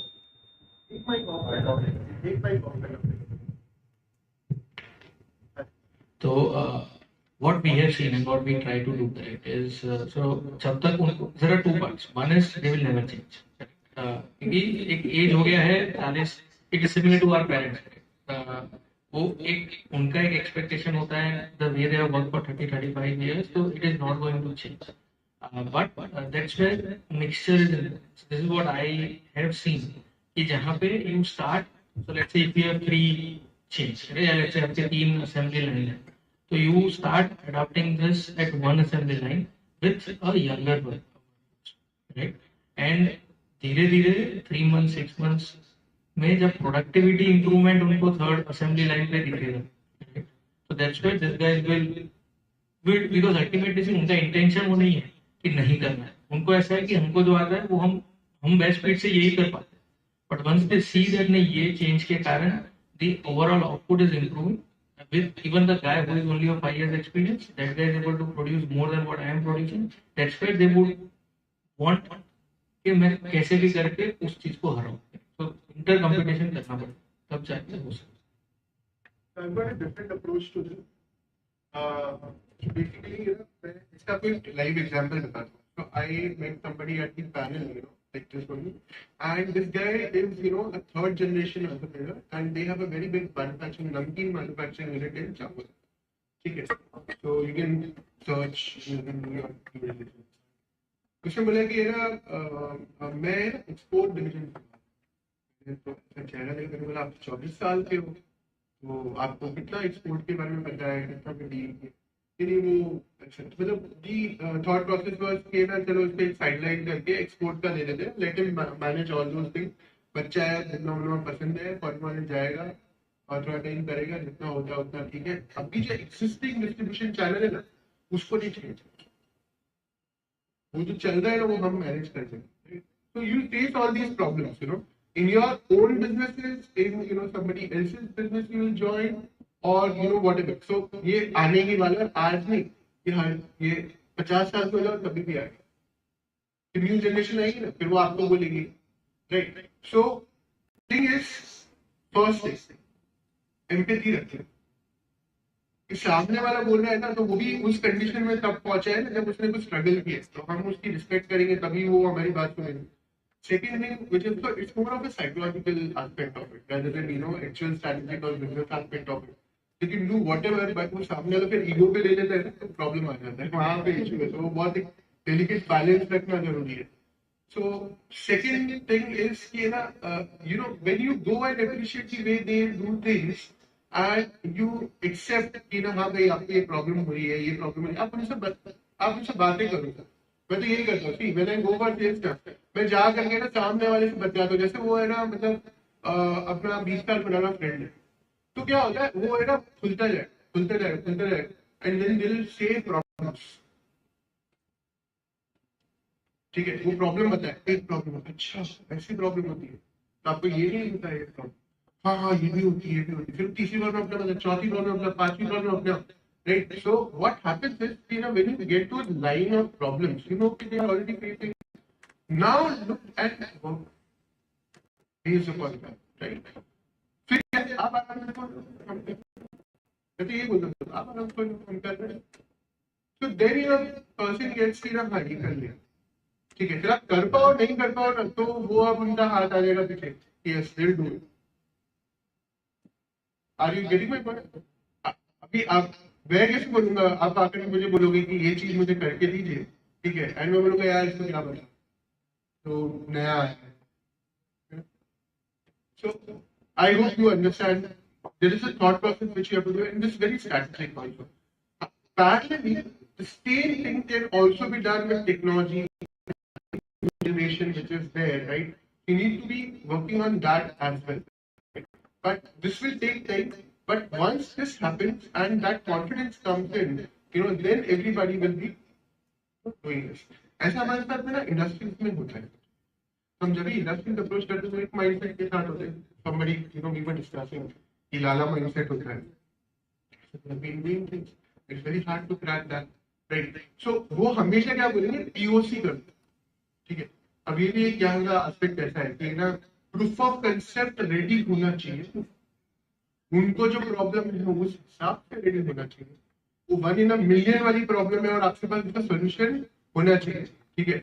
और एक और चीज हम लोग joking yesterday कि ना प्रॉब्लम आपकी इकलौती है, ठीक है, और सोल्यूशन क्या चाहिए आपको, USP solution. How can you have both? They both contradict each other, right? So solution will be like, you have capability of A, B, C, and you merge those A, B, C's together to get a solution, A, B, C solution, right? Or derive a D solution, right? If the problem is unique and you want to develop a USP solution, वो दोनों चीज possible नहीं है, right? तो ये thought process जो है वो थॉट प्रोसेस चेंज होता है. आपके पास में कंटिन्यूस होना चाहिए. और एक और चीज, R&D is not a process of 6 months. It's not a process, it's a continuous thing.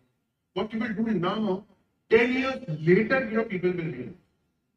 हम 2012 से ये नहीं करते, किसी को समझ ही नहीं आती. मेरे घर वाले को समझ नहीं आती कि क्या करते रहते हो तुम, क्या है ये सब. कुछ ऐसा ठीक पिछाड़ करो तो बोले एक बार की पंखा ठीक करो. इंजीनियर होता है ना, इंजीनियर को क्या होता है, सबसे पहली चीज ये एक्सपेक्ट किया जाता है कि पंखा खराब हो, पंखा ठीक कर दो, तुम्हारे लिए इंजीनियर हो, right. This is joke which goes on in engineering, right. So what I mean to say is कि आप रोबोट बनाना चाहते हो, रोबोट बनाते ये करते हैं, लास्ट में कमाता है, वो क्वेश्चन आते हैं. So all those problems will come being if you do family run businesses, problems are there. But वो क्या धीमे धीमे रन करके people will realize, and you should never get depressed or disappointed. Just keep pushing. Good afternoon, sir. Good afternoon, sir. आप एक question फिर आप will be very quick, with the question. Yeah, starting. Then we can connect over lunch or.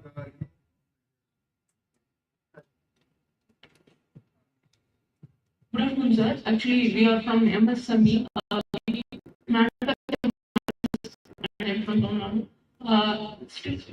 As you told, from China, we get a lot of products and cheap, and we face something in local markets. The small companies, they create products, they do not put GSTs, and the same market has low prices because people do not have awareness on products. They just see colors and buy. So, the product is cheap, people are going. So, when we do a lot of turnover in account, but it is tough to pay this.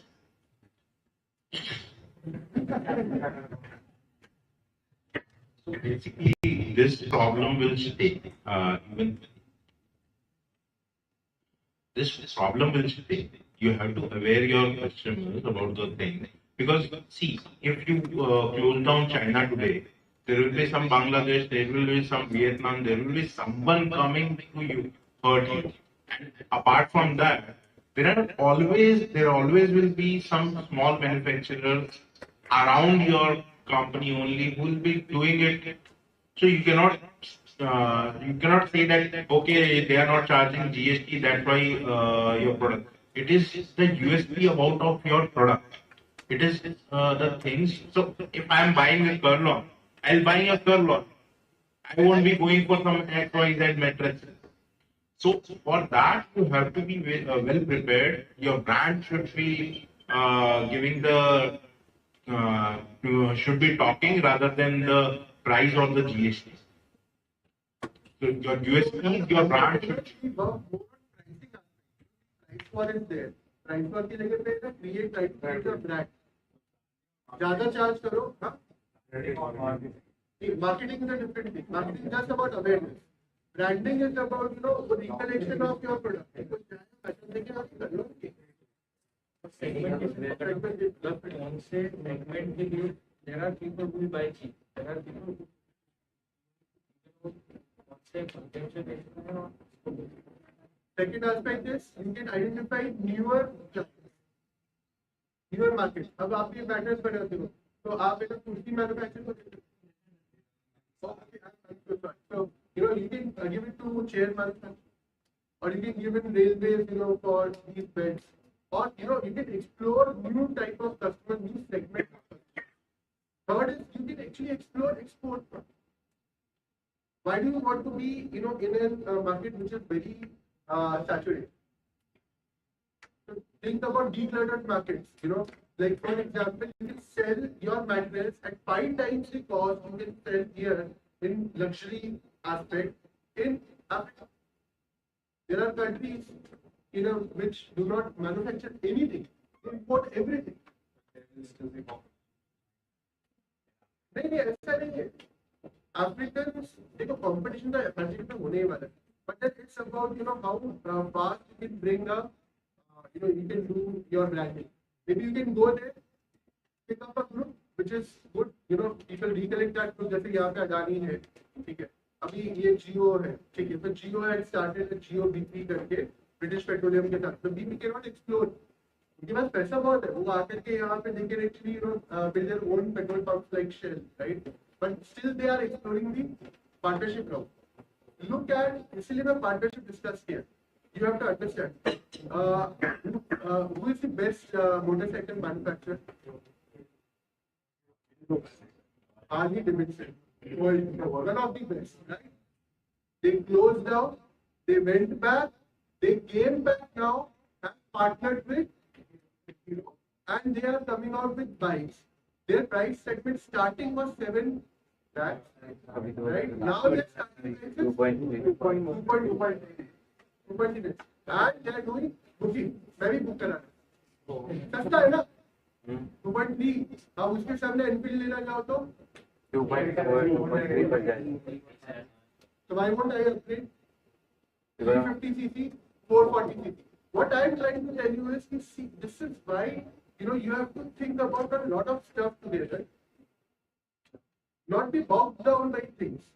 Problems तो आएगा, challenges तो आएगा. But you cannot be bogged down by things. Investing and like taking over the African market.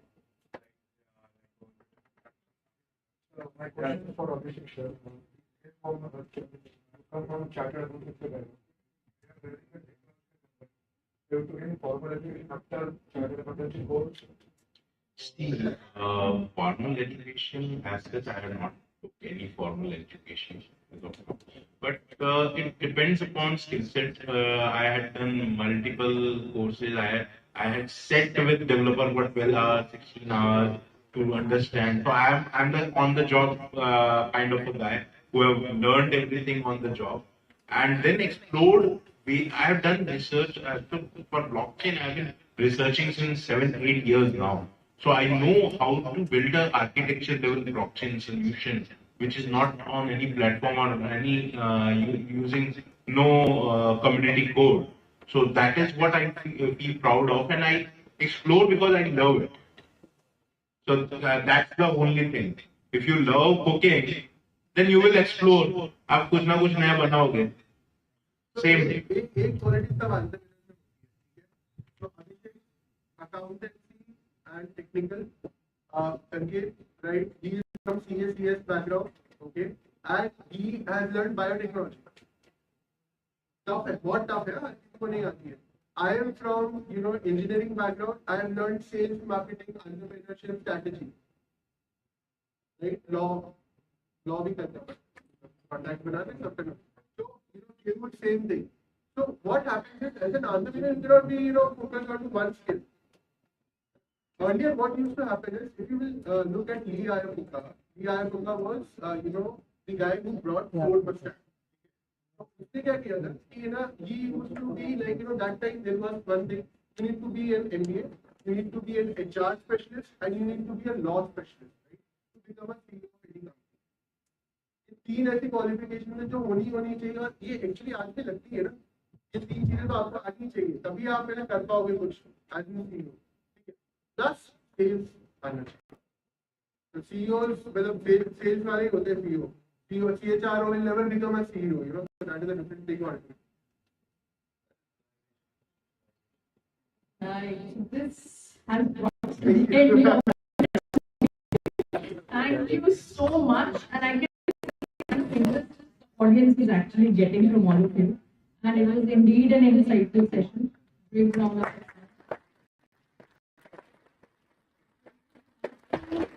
invite Dr. Vashish. He is the associate professor from RIS, who has supported this event basically. So some of you must be there in the inaugural session. So he mentioned the objective of the brainstorming session today. Probably we have tried, I mean, through the 2 panel discussions, we have achieved that to an extent.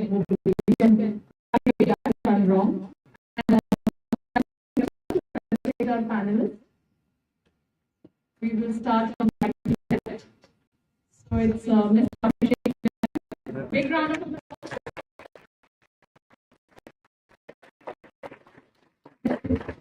Mr. K.U. Vallam.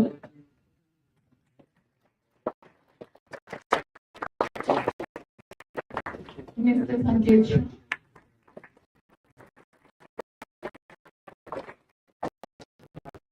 And our young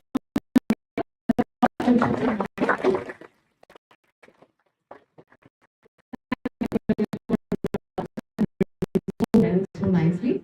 Thank you very much, everyone, for being here and being so patient. And some of you didn't get the chance to ask the questions. Anyways, I'm always, whenever you have questions, you can come to me. And if you need some of their references, I can connect you with these panelists, whosoever is having some. In the interest of time, we would like to, wind it up now. Thank you very much. Thank you. We'll inform you. Yeah. Okay.